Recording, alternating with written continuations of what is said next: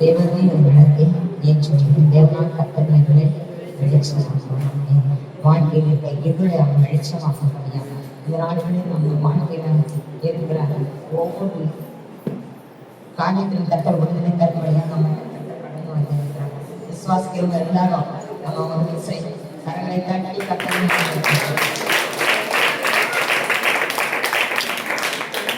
இந்த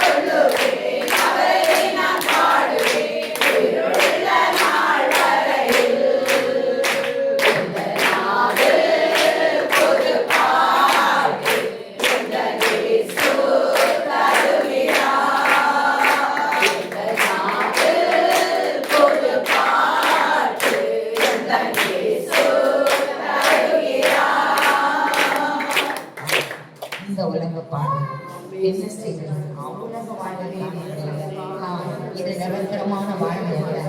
இந்த உலக வாழ்வு நிரந்தரமான வாழ்வு அல்ல. மாயை மாயை மாயை எல்லாம் மாயை இந்த மாயை நாம வாழ்ந்த நாட்கள் போனோம்.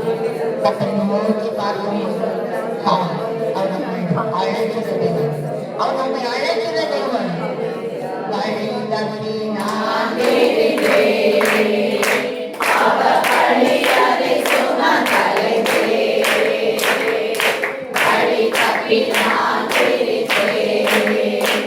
அவர் அழியாதை சுமந்தலை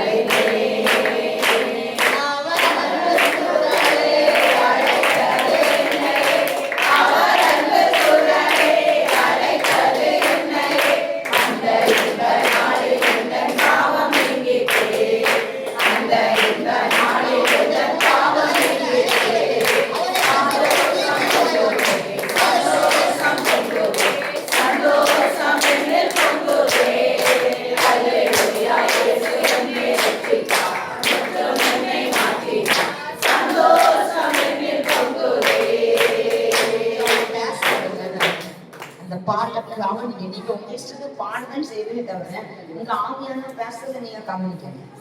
ஆவியான பேச ஆரம்பிட்டுருங்க. எங்களுக்கு அந்த பிரச்சனையே மாதிரி அப்படி போயிடும். வழி தப்பி நான் பாவப்படியாதை சுமந்தலைந்தே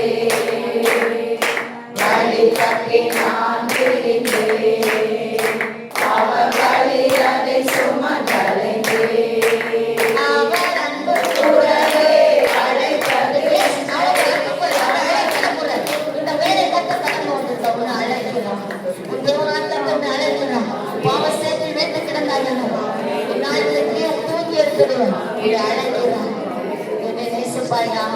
பெருமை பார்த்து கேட்டால் நீங்க நேசிக்கின்றாயா? அம்மாண்டோட நான் நேசிக்கிறேன் என்று சொன்னேன். மறுபடியும் கேட்டால் நீ என்னை நேசிக்கின்றாயா? அம்மாண்டோட நான் நேசிக்கிறேன். மூன்றாம் முறை கேட்டால் என்னை நேசிக்கிறாயா என்று சிமோனே என்னை நேசிக்கிறாயா? ஆமாண்டோட நீர் அறிவே. ஆமான்னு சொன்னா 3 நேரம் நீர் அறிவு. ஏன்னா அவன் 3 நேரம் மறந்துட்டான். அவன் பாவத்தை மன்னிக்கப்படியா மன்னிட்டு அழைக்க வந்தாங்க.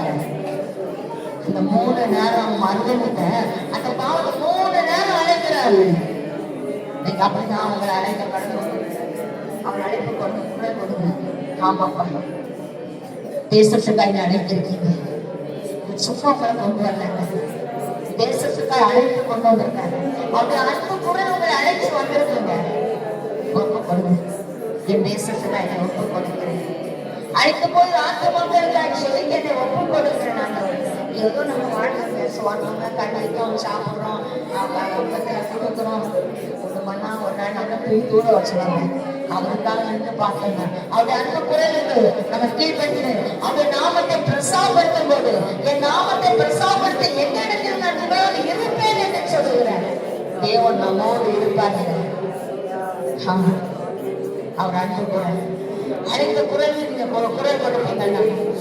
அழைத்த குரலுக்கு நீ வந்துடு. என்னோட வந்துங்க. பாவத்தை மன்னித்து உன்னை பரிசுத்தப்படுத்தி தேசத்துக்காக நீ ஜெபிக்கும் போது, ஜனங்களுடைய ஆத்மாக்களுக்காக நீ ஜெபிக்கும் போது அற்புதம் நடக்கும் என்று சொல்லிதான் ஒவ்வொருவரும் அழைத்திருக்கிறார். சிறியோர் பெரியோர் வாலிபர் ஒவ்வொருவரும் அழைத்திருக்கிறார். அந்த அழைப்புக்கு நம்ம செவி கொடுப்போமா? இயேசு ராஜா முன்னே செல்கிறார்.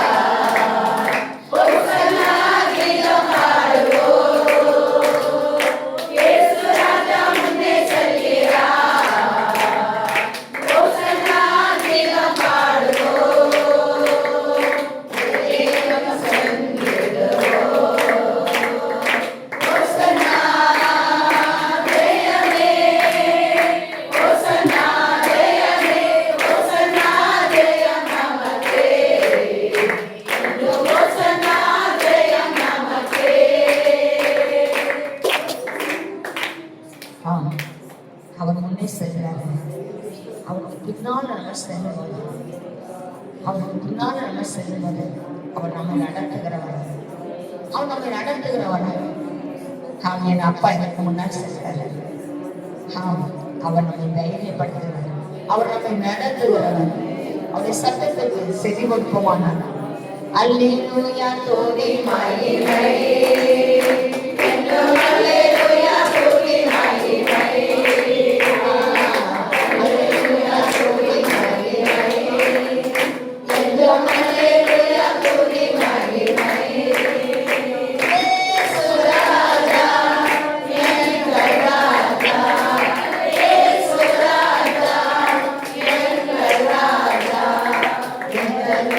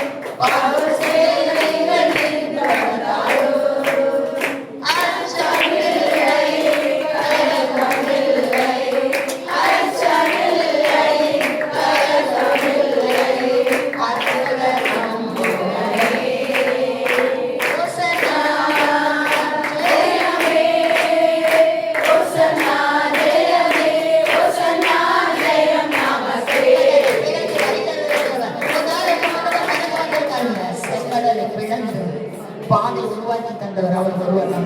அவரால் மட்டும்தான் முடியும், அவரால் மட்டும்தான் முடியும். மகனுடையது எஜமான நபர், அவர் சொல்ல ஆகும், அவர் கட்டிடத்திற்கு ஆமாம். இந்த நாள் மத்தியில் கடந்து கொண்டிருக்கிறார். உனக்கு முன்பாய் அந்த செங்கடல் அது மோரி காவா லாதாபார் அது வழியை தராதபடி நமக்கு பயமுறுத்துகிற ஒரு கடல். அதை பார்த்தாலே நமக்கு பயம். இந்த கடலில் எப்படி போவது, எப்படி இதை தாண்டுவது? இஸ்ரவேல் ஜனங்கள் அப்படிதான் என்றார்கள். ஆனால் கர்த்தர் சொன்னார், மோசே கோலை நீட்டு செங்கல் நோக்கி நீட்டு என்று சொன்னார். இன்னைக்கும் அவருடைய கரங்கள் நமக்கு நேராக நீட்டப்பட்டிருக்கிறது. நம்ம வாழ்க்கையில் இருக்கிற செங்கடலை பிளக்கும்படியா, தடையை மாற்றும்படியா, கர்த்தர் இயேசு கிறிஸ்து கடந்து வந்திருக்கிறார். ஆவிக்குரிய வாழ்க்கையில் தடையை உடைக்கும்படியா,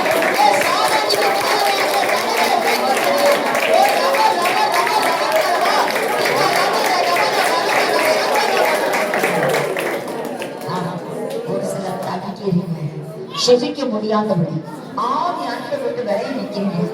அதிகாலையில் ஜெபித்த நீங்க இன்னைக்கு தூக்கத்துக்கு இடம் கொடுத்து முடியலையே உங்க ஆத்மா வாஞ்சிக்கிறது, ஆனா உங்க மாம்சம் இடம் கொடுக்கிறது. வேதம் தெளிவா சொல்றது, மாம்சம் ஆவி கூட ஆவி மாம்சத்துக்கு கூட சேர்க்கிறாங்க. அது சொல்லி சேர்ந்த தக்கத்தாங்க. அவரோட நம்ம இணைந்துட்டோம்னா நம்மளுக்கு அந்த ஆவியானோடு நம்ம இணைந்து கொள்ளாது. நாட்டை ஒப்புடுங்க. செங்கடல் போல உங்க குடும்பத்துல ஏதாவது தடைகள் இருக்கா, இல்ல பலவீனங்கள் இருக்கா, இல்ல கஷ்டங்கள் இருக்கா, அது நமக்கு ஆண்டவர்களை வருவ துப்புக்கிறதா ஒப்புக்கிறத ஆண்டவரே என்னை ஆண்டை ஒரு விஷயம் ஒப்பு கொடுக்கிறேன். எனக்கு முன்பா இருக்கிற ஆமனை பார்வன் சேர்ந்து ஆமன் அதிலிருந்து நான் தப்பித்து கொள்ள முடியாது. செங்கடல் திறக்கப்படட்டும். கர்த்தர் திறக்கிறார். இதோ வழி திறந்து தருகிறார். கடந்து செல்லப்படுகிற ஒரு அற்புதத்தை கர்த்தர் தர போகிறார்.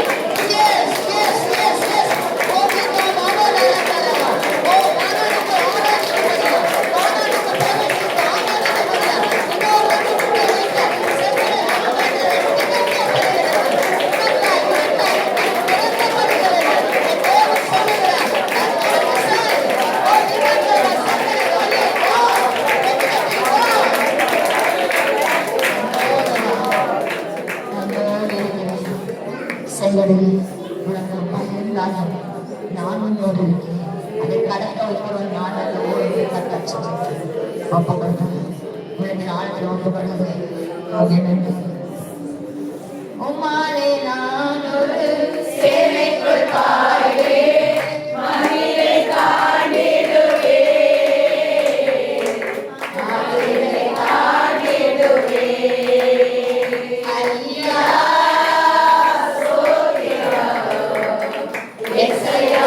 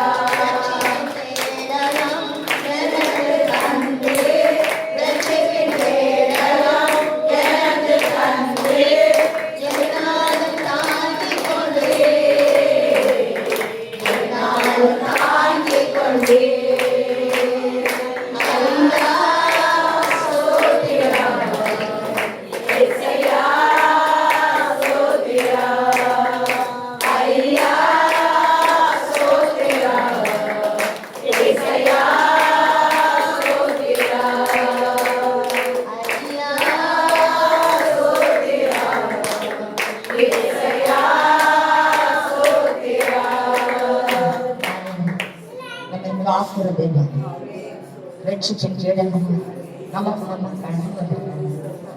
கண்டு இந்த நாள்ல ரட்சிப்பு நமக்கு தராது. ரட்சிப்பின் கேடகத்தை நமக்கு புகாய் வைக்க முடியும்.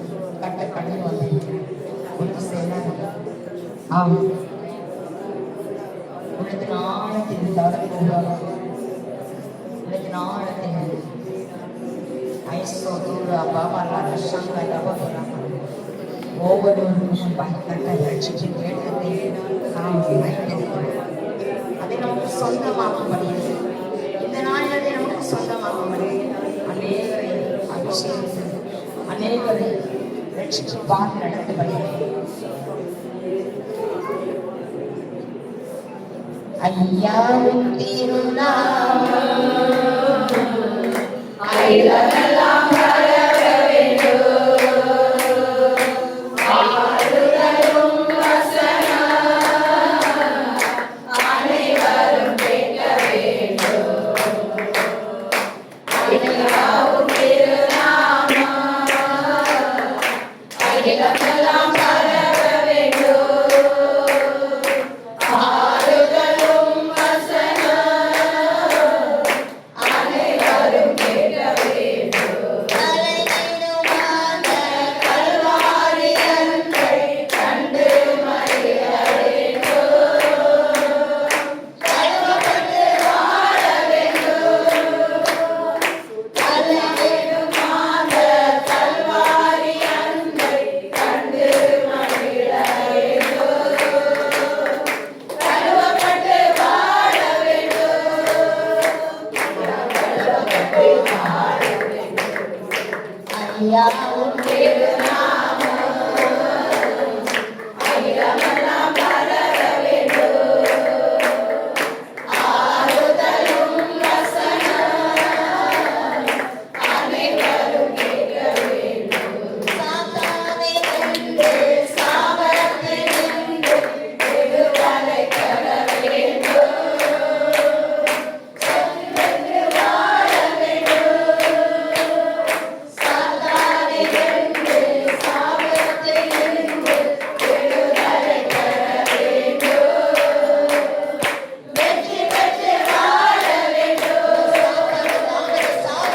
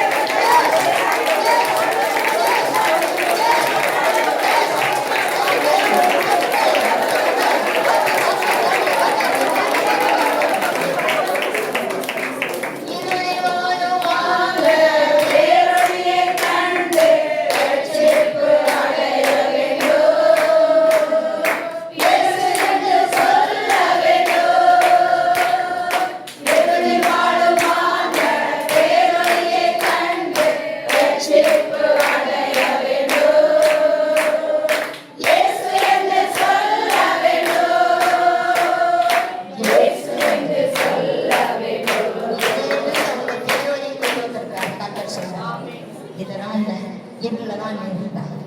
ஆம் ஆகியதான் உன் விளக்கை எரிய செய்யப்பட்டார். ஆம் சிறிய ஒளி அல்ல தேர்வழி ஒரு தேர்வழி உனக்கு முன்பாய் கட்ட வருகிறது. ஓடிக்கால் அவசரம் இனி அது அணைந்து போகாதவர்கள் இது அணைந்து போகாதவர்கள் அப்படிப்பட்ட ஒரு தேர்வழியை கத்தர் கத்தர் வைத்திருக்கிறார்.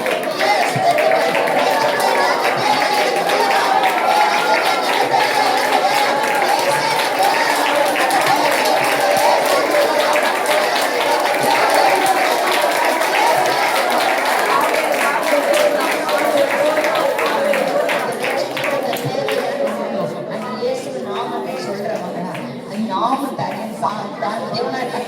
நாம தரிக்கப்பட்ட பிள்ளையார் என் நாம தரிக்கப்பட்ட ஆமை தன்னுடைய ஜனங்கள் தங்கள் பொல்லாத வழிகளை விட்டுவிட்டு என் குலத்தை நோக்கி பார்த்தாங்க. நான் நம்முடைய தேசத்துக்கு சேவத்தை தருவேன். தேசத்துக்கு சேவத்தை இந்த நாட்டில் யூடியூப்ல எல்லாரும் பாருங்க. நேபாளம் போட்ட நேபாளத்தை கொடுத்து பாருங்க. இந்த வெள்ளத்தை பார்க்கும்போது நேச்சுரலா எனக்கு அப்படியே நெஞ்சு ஆடிச்சு. அப்படி ஒரு அந்த ஊர்ல மழை கிடையாது. மழைனாலும் வெள்ளப்பெருக்கு வரல. இவன் மலையிலுள்ள எவரெஸ்ட்ல சேரும் அங்க நிலநடுக்கம் ஏற்பட்டிருக்கு. நிலநடுக்கம் வரும்போது பயங்கரமான சூடு வரும். அந்த சூழ்நிலை அங்க உள்ள அந்த பனி மலை ஒழுகி கீழே இருந்து பூமியும் அந்த தண்ணி வெளியே கொண்டு வந்து பயங்கரமான காற்று வெள்ளம். மழை கிடையாதுங்க. இயற்கை எப்படியெல்லாமோ அழிவுங்க, எப்போ என்ன நடக்கும்னு நமக்கு தெரியாதுங்க. அந்த பேரொழியான ரட்சிப்பை பெற்றுக்கொள்ளணும். அந்த பேரொழியான ரட்சிப்பை வேணும்.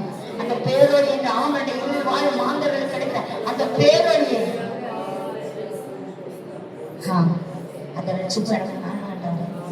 பாத்தீங்கன்னா நேற்று நேபாளில் அவ்வளோ ஒரு அழிவு, 40 ஊரை காணல. நிறைய பேர் சுற்றி பார்க்க போனோம்னா காணல. இனி அந்த தண்ணி பீகார்ல வட மாநிலத்துல, தென் மாநிலத்துல நம்ம பிள்ளைங்க நிறைய பேர் அரசியல் பக்கம் எல்லாருமே ஊழியம் செய்யறாங்க. வட மாநிலத்துல பயங்கர பாதிப்பு கொண்டு வரணும். சீனாவுக்கு அந்த பயங்கர பாதிப்பு கொண்டு வரணும். இன்னைக்கு தேசத்துல நான் பரிசு நீ பரிசுன்னு எல்லாரும் சொல்லிட்டே இருக்காங்க. ஆனா அந்த வெள்ளத்தை பார்த்து நீங்க உங்க யூடியூப்ல பாட்டு பாருங்க. அதுக்கு முன்னாடி யாருமே நிக்க முடியாங்க. இயற்கை அதே போல இன்னொரு இடத்துல அது என்ன எனக்கு மறந்து போச்சு, புயல். அந்த புயல் பார்த்தீங்கன்னா அவ்வளவு பயமா இருக்கு. இயற்கை காற்று, தீ, நீர், நெருப்பு, காற்று, இந்த 3த்தையும் நமக்கு எதிர்க்கவே முடியாது. அதெல்லாம் கட்டத அது எப்பவும் எப்படி அழிவு கொண்டு நமக்கு தெரியாது. அப்படியே பாதுகாப்பு நம்மகிட்ட இருக்க முடியும். அப்படியே பாதுகாப்பு நம்மகிட்ட இருக்கணும். அதான் ஒவ்வொரு செயல்களும் பேரொழியாக கர்த்தரை காணப்படும். அதை விரும்புறாங்க. அந்த ரட்சிப்பு என்ற அந்த பேரொழி நமக்கு வேணுங்க. அந்த ரட்சிப்பு என்ற அந்த பேரொழி நம்மளுக்கு இருந்தாதான் நம்ம வாழ்க்கையில நம்ம பாதுகாக்கப்படணும். பாதுகாப்பை அதுதான் பெற்றுக்கொள்ளணும். கொடுக்கணும். அந்த ரட்சிப்பு என்ன நம்ம ஒவ்வொரு குடும்பத்துக்கும் அது வேண்டாம். அந்த ரட்சிப்பு நம்ம ஒவ்வொரு குடும்பத்துக்கும் வேண்டாம். ஏன்னா அந்த பேரொழி ஆண்டவர்கள் தான் ரட்சிக்கணும். அந்த ஒளியில தான் ரட்சிக்கணும். அவர் ஒளியின் துதியொலி மத்தியில் வாசம் பண்ணுகிறார். அது மாத்திரம் இல்லை, அவர் ஒளியில தான் வாசம் பண்ணுறார். சேரத்தான் அந்த ஒளியில் வாசம் பண்ணுகிற தேவன் என்று தேவன் சொல்லுகிறது. பார்த்தீங்கன்னா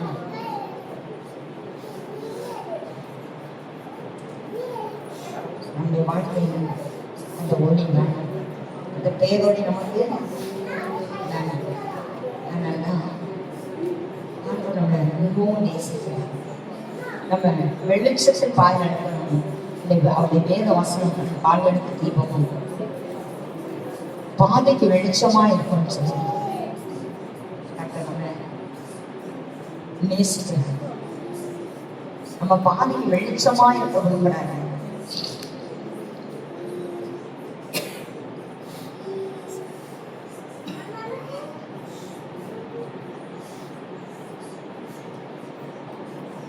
கர்த்தராய் இயேசு கிறிஸ்து இந்த பூமியில இருளை போக்கும்படியாக பாவ இருளை மாற்றும்படியாக நமக்காக தன்னையே அர்ப்பணித்து இந்த உலகத்துக்கு வந்தார்கள். இன்று கர்த்தராகிய கிறிஸ்து என்ற ரட்சகர் உங்களுக்கு தாவின் ஊரிலே பிறந்திருக்கிறார் என்று சொல்லப்பட்ட அந்த நற்செய்தி இன்று சொல்லப்பட்டு வருகிறது. தேவனுக்கு மற்றும் பூமிக்கு சமாதானம் பிரியம் உண்டாகும்படியான அந்த நற்செய்தி இன்று கர்த்தராகிய கிறிஸ்து என்னும் ரட்சகர் உங்களுக்கு தாவீதின் ஊரிலே பிறந்திருக்கிறார். மாத்திரம் இல்ல, தேவன் அவர்களுக்கு பயப்படாதவர்கள் எல்லா ஜனத்துக்கும் மிகுந்த சந்தோஷத்தை உண்டாக நற்செய்தி உங்களுக்கு அறிவிக்கும். அந்த நற்செய்தி தான் இயேசு கிறிஸ்து ரட்சகர் நமக்காக ரட்சிப்புக்காக பிறந்தாங்க. அவரை நோக்கி தாங்க போகணும். அவரை நோக்கி போகணும். அவரை நோக்கி ஒரு நிமிஷம் போகணும். அந்த ரட்சிப்பு வேணாம். அந்த ரட்சிப்புலாம் அந்த உலகத்துல வாழ முடியாது. பரலோகமே உம்மை துதிப்பதா, கர்த்தாவே அங்கே வாழ்கிறேன். ஆலயத்தில் உம்மை துதிக்கிறோம். கர்த்தாவே எழுந்தருளும். பரலோகமே உம்மை துதிப்பதா, கர்த்தாவே அங்கே வாழ்கிறேன். ஆலயத்தில் உம்மை துதிக்கிறோம்.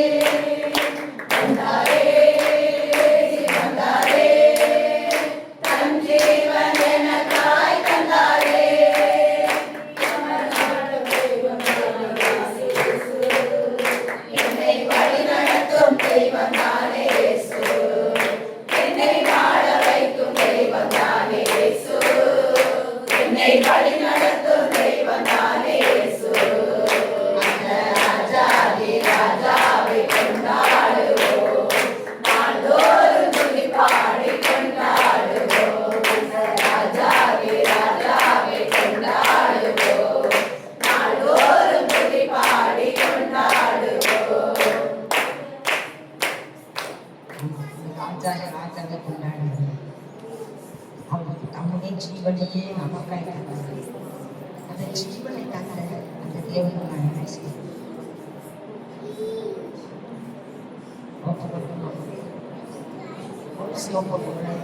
நீங்களே ஜெபம் பண்ணுங்க.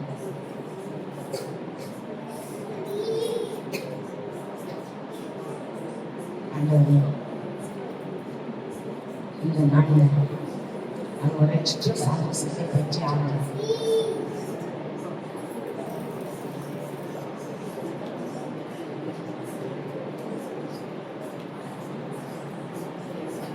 நீங்களே மக்களுக்காக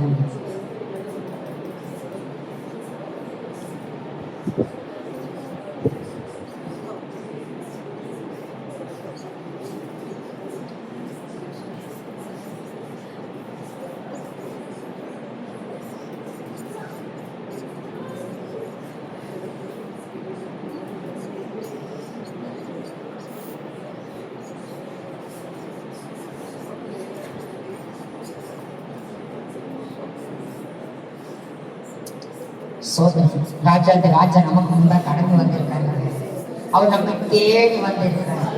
நம்மை வாழ வைக்கும் தெய்வம் நம்ம நடக்கும்படியா கடந்து வந்திருக்கார். எத்தனை பேர் விசுவாசிக்கிறீங்க?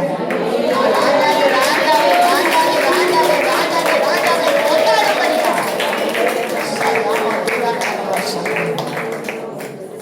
வென்றாரே, சாத்தானை வென்றாரே,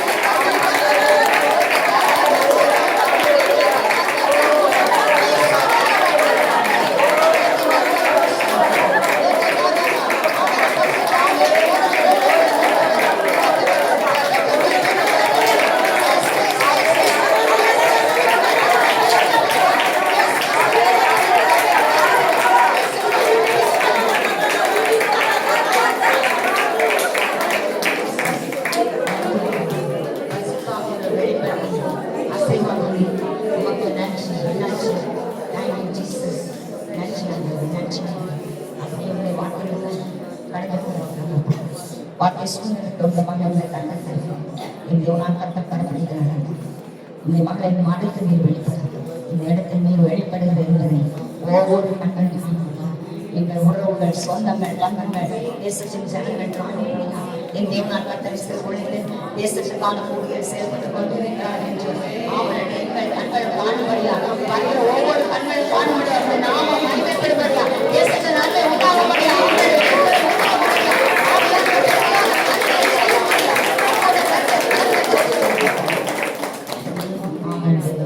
வாசிப்பாங்க. இந்த மகளை மறைத்து வெளிப்படும்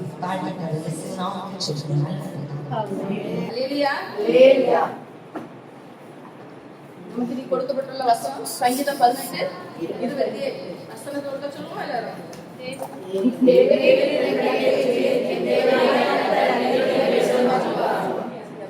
விளக்கை ஏற்றுறது யாரு?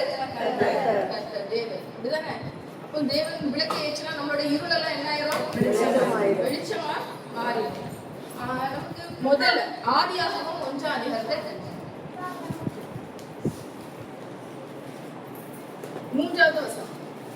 தேவன் வெளிச்சம் உண்டாக கடவுளை என்றார், வெளிச்சம் உண்டாயிற்று. அதுக்கு முன்னாடி பாருங்க, ஆழத்தின் மேல் இருள் இருந்தது. ஆழத்தின் மேல என்ன இருந்துச்சா? இருள் இருந்துச்சா. பூமி எப்படி இருந்துச்சா? ஒழுங்கின்மையா இருந்துச்சா? பூமியானது ஒழுங்கின்மையும் இருந்தது. ஆழத்தின் மேல் என்ன இருந்தது? இருள் இருந்தது. அப்ப அங்க வேற எதுவுமே இல்லை, எதுவுமே ஒழுங்கா இல்லை, ஒரு ஆர்டர்ல இல்லை, எல்லாம் இருந்துச்சு, இருட்டா இருளா இருந்தது. இப்பதான் தேவன் என்ன பண்றாரு? தேவ ஆவியானவர் ஜலத்தின் மேல் அசைவாடி கொண்டிருந்தார். தேவ ஆவியானவர் பார்க்கறது ஒழுங்கின்மையா இல்ல, ஒழுங்கின்மையா இருக்கு, இருளா இருக்கு. அப்ப அந்த இடத்துல இப்ப யார் வரா? தேவ ஆவியானவர் இருக்காரு. அப்ப என்ன பண்றாரு? தேவன் தான் என்ன சொல்றாரு? உடனே வெளிச்சம் உண்டாக கடவுள்னு சொல்றாரு. உடனே என்ன ஆச்சு? வெளிச்சம் உண்டாயிடுச்சு. உங்களுக்கு எல்லாம் இருள் பிடிக்குமா? வெளிச்சம் பிடிக்கும். வெளிச்சம் நைட்டு பிடிக்காதா? பிடிக்காதா? பிடிக்காது. சரி, இப்ப பாருங்க, வெளிச்சம் நல்லது என்று தேவன் கண்டார். முந்திலாம் பழைய காலத்துல உங்க அப்பெல்லாம் எப்படி இருந்திருக்கும்? இருளாதான் இருந்திருக்கு நைட்டு. அப்படிதானே? எங்கேயாவது கொஞ்சம் லைட் வச்சிருப்பாங்க. எங்க அப்பா எல்லாம் அவங்க காலத்துல சின்ன பையன் இருக்கும்போது சொல்லுவாங்க, இந்த லைட் எல்லாம் கிடையாது. ஒரு 6 மணி ஆனாலே அதுக்கப்புறம் எல்லாரும் என்ன பண்ணுவாங்க? சீக்கிரம் சாப்பிட்டுட்டு ஆமா போய் பட்டு தூங்குறதுக்குள்ள வேலையை தான் பார்ப்பாங்க. 6 மணி வெளியில இருட்டிட்டுன்னா அதுக்கு அடுத்தது விளக்க உளுத்தி வச்சு சாப்பிட்டுட்டு அதுக்கப்புறம் அந்த பாத்திரம் போட்டு விளக்கி விட்டுட்டு அதெல்லாம் குடும்பம் எல்லாம் படுத்து போயிடுவாங்க. அப்புறம் காலையில எப்போ சூரியன் உதிக்குமோ அப்ப ரொம்ப ஏர்லியரா எழுந்திருவாங்க. இப்ப அப்படி நடக்குதா? அதிகாலையில எழுதுறது ரொம்ப கஷ்டமா இருக்கு. அப்படிதானே? ஆமா, தள்ளாம நம்மள தள்ளி தள்ளி தான் நம்ம என்ன பண்ணணும்? எழுப்பணும். பிள்ளைகள் எழுப்புறது ஒரு கஷ்டம், நம்ம உடம்ப நம்ம எழுப்புறது பெரிய கஷ்டம். ஆமா, அதோட பெரிய கஷ்டம். மழை சமயம் அதை விட கஷ்டமா இருக்கு. பாத்தீங்களா? அது ஏன் நம்ம நைட்டு தூங்குறது நைட்டு நம்ம எப்படி தூங்குறோம்? இப்போ எல்லாம் லேட் ஆயிடுச்சு. அதுக்குதான் இப்போ நைட்டு போய் சீக்கிரம் தூங்குங்க, காலையில போய் எழுப்புங்க அப்படின்னு சொல்லல. உங்க டைம்ல தூங்குங்க, இந்த பொறுப்புகள் எல்லாம் பண்ணிட்டு தூங்குங்க. சரியா? ஆனா பொதுவா மனுஷ வாழ்க்கை இப்ப என்ன ஆயிடுச்சு, எல்லாமே மாறி போச்சு. டைமிங் எல்லாம் நைட் ஷிஃப்ட் வந்தாச்சு. காலையில எழுப்புறது இல்ல. அது நம்ம பாடி ஒரு ரிதம்ல இருக்கு, அது வேற ஒரு விதமா போயிட்டு இருக்கு. அதனால நிறைய வேற பிரச்சனைகள் இருக்கு. சரி, இப்ப நம்ம பார்ப்போம். வெளிச்சம் நல்லது என்று தேவன் கண்டார், வெளிச்சத்தையும் இருளையும் தேவன் வெவ்வேறாக பிரித்தார். ஏன் அந்த இருள் அந்த அவுத்து போயிரு இருள்னு சொல்லிட வேண்டியதானே? ஏன் ரெண்டா பிரிக்கணும்? இருள் இருந்துச்சு, ஆனா என்ன பண்ணாரா? வெவ்வேறாக பிரித்திருக்கிறார். தேவன் வெளிச்சத்துக்கு பகல் என்று பெயரிட்டார், இருளுக்கு இரவு என்று பெயரிட்டார். சரி, அப்புறம் சொல்லுங்க, சூரியன் சந்திரன் வந்ததுக்கு அப்புறம் நைட் வந்துச்சா? அதுக்கு முன்னாடியே நைட் இருக்கா? அதுக்கு முன்னாடியே இருக்கு. சரியா? ஆமா. சாயங்காலமும் விடியற்காலமும் ஆகி முதலாம் நாள் ஆயிடுச்சு. சாயங்காலம் வந்தோடனே என்ன ஆயிரும்? இருட்டிரும். விடியற்காலம் வரும்போது என்ன ஆயிரும்? வெளிச்சம் வந்துடும். தேவன் உண்டாக்குன வெளிச்சம். அப்போ முதலா ஒரு நாள் முடிச்சு அடுத்தது வருது. வெளிச்சம் உண்டாக கிடக்குன்னா ஒரு டே ஸ்டார்ட் ஆகுது. அடுத்து இருளுக்கு கொஞ்சம் நேரம் இருக்கு. அதுக்கு அடுத்தது என்ன? சாயங்காலம் வரும்போது நைட் வருது. அதுக்கப்புறம் திருப்பி விடியற்காலம் வருகிறது. தேவன் உண்டாக்குன வெளிச்சம் அடுத்து வருது. நம்ம வாழ்க்கையில அப்படித்தானே, டே இருக்கு, நைட் இருக்கு, இருளும் இருக்கு, வெளிச்சமும் இருக்கு. இருளுக்கு ரெண்டு ஒரு விஷயம் ஒண்ணு உண்டு. ஒண்ணு, நம்மளா இருளை தேடி போறது, நம்மளே உட்கார்ந்துங்கிறது ஒண்ணு இருக்கு. இன்னொன்னு, இருள் தானா வரும். அது வாழ்க்கையில எல்லாத்துக்கும் ஒரு காலம் உண்டு. அப்படிதானே? வேதத்துல இருக்குல்ல, எல்லாத்துக்கும் ஒரு காலம் உண்டு. விதைக்கு ஒரு காலம் உண்டு, அறுவடை ஒரு காலம் உண்டு, எல்லா காலம் உண்டு. அது மாதிரி நம்மளுடைய வாழ்க்கையிலும் எப்படி இருக்கு? காலங்கள் இருக்கிறது. எதுக்கு? அப்ப இந்த இருள் எதுக்காக நம்ம வாழ்க்கைக்குள்ள அனுமதிக்கப்படுது? இருந்த பாவத்தை தேடி வச்சுட்டு அதுல போய் சிக்கிட்டு அந்த இருள் ஏன் அனுமதிக்கப்படுது? நான் அப்படி சொல்ல வரல. சரியா?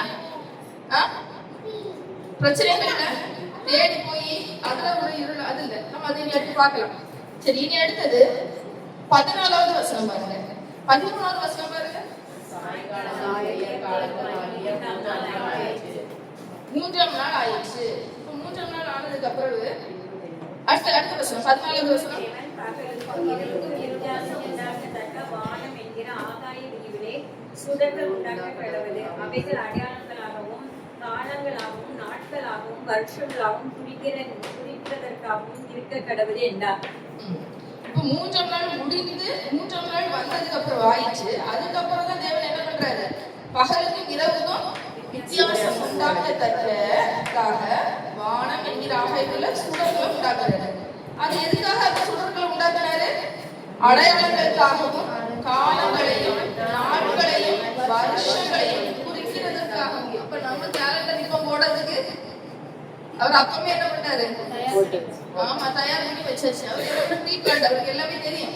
நீ அடுத்து நம்ம மக்கள் இப்படி தடவை டெவலப் ஆவாங்க, இவங்களுக்கு இதெல்லாம் தேவைப்படும் அப்படிங்கிறது தெரியும். அப்பவே அதுக்கெல்லாம் ஒரு பிளான் பண்ணி என்ன பண்ணிட்டாங்க? கொண்டு வந்துச்சாங்க. இப்ப நம்ம ஃபாலோ பண்றது ஒரு விதமான கேலண்டர். நம்ம வந்து சூரியன் எப்படி போகுதோ அதை மாதிரி பார்த்து ஒரு கேலண்டர், இங்கிலீஷ் கேலண்டர். நம்ம யூதருடைய கேலண்டர் வந்து எப்படி இருக்கும்? மூன். சரியா? சந்திரனை குறிச்சு அவங்களுடைய கேலண்டர் இருக்கும். சரி, இப்ப பாருங்க, இப்ப அதெல்லாம் அவங்க பண்ணிருக்காங்க. தேவன் பகலை ஆள பெரிய சுடரும் இரவை ஆள சிறிய சுடரும் ஆகிய இரண்டு மகத்தான சுடர்களையும் நட்சத்திரங்களையும் உண்டாக்கினார். சரி, நம்ம இரவு இருட்டு, சரி எல்லாரும் நல்லா வந்து ரெஸ்ட் எடுக்க சொல்லிட்டு அப்ப அங்க ஒரு லைட்டை போடண்டாமே, தேவையில்லையே. அப்படிதானே? மூணு தேவையில்லை, நட்சத்திரம் தேவையில்லைன்னு அவர் மொத்தமா இருளா இருங்க அப்படின்னு அவர் என்ன பண்ணல? விட்டு வைக்கல. இருட்டுலயும் அவர் என்ன கொடுத்தாரு? ஒரு வெளிச்சம் அங்க வச்சிருக்கதான் செய்யறாரு. இரவுக்கு என்ன வச்சிருக்காங்க? சந்திரனையும் நட்சத்திரங்களையும் வச்சிருக்காங்க. சந்திரனையும் நட்சத்திரத்தையும் நம்ம பார்க்கும்போது நமக்கு அந்த வெளிச்சம் நமக்கு தெரியும். அப்படிதானே? வெறும் இருட்டு இருட்டு இருட்டு இருட்டுன்னு சொல்லாம அமாவாசை அன்னைக்கு என்ன சொல்லுவாங்க? என்ன இருட்டா இருக்கு. அப்படிதானே? ஸ்ட்ரீட் லைட் இல்லாத காலத்துல நான் சின்ன பிள்ளையா இருக்கு, ஸ்ட்ரீட் லைட் இல்லாததுக்குள்ள நடந்திருக்கும். அமாவாசை டைம்ல எப்படி இருக்கும்? இல்ல, இருட்டாதான் இருக்கும். ஆனா பௌர்ணமி டைம் அந்த லைட் போதும், அந்த வழியில நடந்து போகுது. இப்ப நமக்கு எல்லாம் ஸ்ட்ரீட் லைட் ஓரளவு வந்துச்சு. ஒரு சில இடங்கள்ல இல்ல. இந்த ரோட்ல இல்லைன்னு நினைக்கிறேன். இந்த ரோட்ல இல்ல. அப்படிதானே? நமக்கு நிறைய இடங்கள்ல இப்போ ஒரு சில கொஞ்சம் ரிமோட்டா உள்ள இடங்கள் எல்லாம் வந்து நம்ம நிறைய இடத்துல பார்த்தோம். சரி, அப்போ என்னது? இருளை இருளாவே நிலைமையிலே நீங்க இருந்துக்கோங்கன்னு ஆண்டவர் என்ன பண்ணல, ஒரு நாள் விடல. உங்களுக்கு அந்த நேரத்துல என்ன இருக்கு, வெளிச்சம் இருக்கு. அந்த வெளிச்சத்தை நம்ம போய் பார்த்தா தான் நமக்கு அந்த நேரம் என்ன கிடைக்கும், வெளிச்சம் கிடைக்கும். இருள் இருள் இருளுண்டே இருந்தோம்னா என்ன ஆயிரும், இருளுதான் நம்ம கண்ணுக்கு தெரியும். சரியா? அப்ப நம்ம வாழ்க்கையில காலங்கள் உண்டு, வெளிச்சமான விடியற்காலம். அந்த டைம்ல வந்துட்டு நம்ம என்ன, சில நேரம் உண்டு நல்ல ஒரு கிரேஸ் பீரியட் ஆண்டவர் கொடுத்திருப்பாரு, ஆசீர்வாதங்களை நமக்கு நல்லா கொடுத்து வச்சிருப்பாரு. அந்த நேரம் நம்ம எப்படி இருப்போம், சந்தோஷமா இருப்போம். அப்படிதானே? அப்ப நல்லா பாட்டு வரலாம், சந்தோஷமா இருங்க சந்தோஷமா இருங்க. கஷ்டப்படும் போது சந்தோஷமா இருக்க பாடலுக்கு வருமா, வராது. அந்த நேரமா என்ன பண்ணலாம்னா, நம்ம நம்மளாம் யாரு, கர்த்தருக்குள் சந்தோஷமா இருங்க அப்படிதானே சொல்லி இருக்கு. ஆடிட்டு சந்தோஷமா இருக்க, பாடிட்டு சந்தோஷமா இருக்குன்னு சொல்லி இருக்கு இல்ல. ஆடல் பாடல் இப்படி கர்த்தருக்குள்ள அந்த சந்தோஷம் இருக்கணும்னு சொல்லி இருக்கு. அப்படிதானே? அப்ப கர்த்தருக்குள் சந்தோஷமா இருங்க. அப்ப கர்த்தர் எப்பவுமே இருக்கிறாருல, அப்ப நம்ம எப்பவுமே சந்தோஷமா இருக்கலாமா? ஆமா, இருக்கலாம். நம்மளால இருக்க முடியும். கர்த்தருக்குள்ள நம்ம இருக்கும்போது இருக்க முடியும். கர்த்தரோட நம்மளுடைய வாழ்வு சரியா இல்லைன்னா நமக்கு என்ன, நம்மளுடைய ஆவியில என்ன வராது, ஆவி ஆத்மால எப்படி இருக்காது, சந்தோஷமா இருக்காது. எல்லாம் இருக்கும். ஆனா சில ஆளுக்கு எப்படி இருப்பாங்க, சந்தோஷமா இருக்க மாட்டாங்க. ஏன்னா அவங்க கிட்ட என்ன இல்ல, அந்த சந்தோஷம் ரட்சிப்பு. சரியா? முதல்ல ஆண்டவர் அறியாத ஜனங்களுக்கு எப்படி இருக்கும், அவங்களுக்கும் பணம் இருக்கும், நம்மளை காட்டிலும் அவங்க எப்படி இருப்பாங்க, வசதியா இருப்பாங்க. எல்லாம் அவங்களுக்கு இருக்கும், வாய்ப்புகள் உண்டு, பதவிகள் உண்டு, அதிகாரங்கள் உண்டு, எல்லாமே இருக்கும். எல்லாமே நம்ம தான் கொண்டு போய் கொடுக்கணும்னு அவசியம் இல்லை, அவங்கள்ட்ட எல்லாமே இருக்கு. ஆனா ரட்சிப்பின் சந்தோஷம் அவங்கள்ட்ட இருக்குமா, இருக்காது. அப்படிதானே? அவங்களுடைய எப்படி பிறவிகள் உண்டு. அப்படிதானே? 7 பிறவி உண்டு.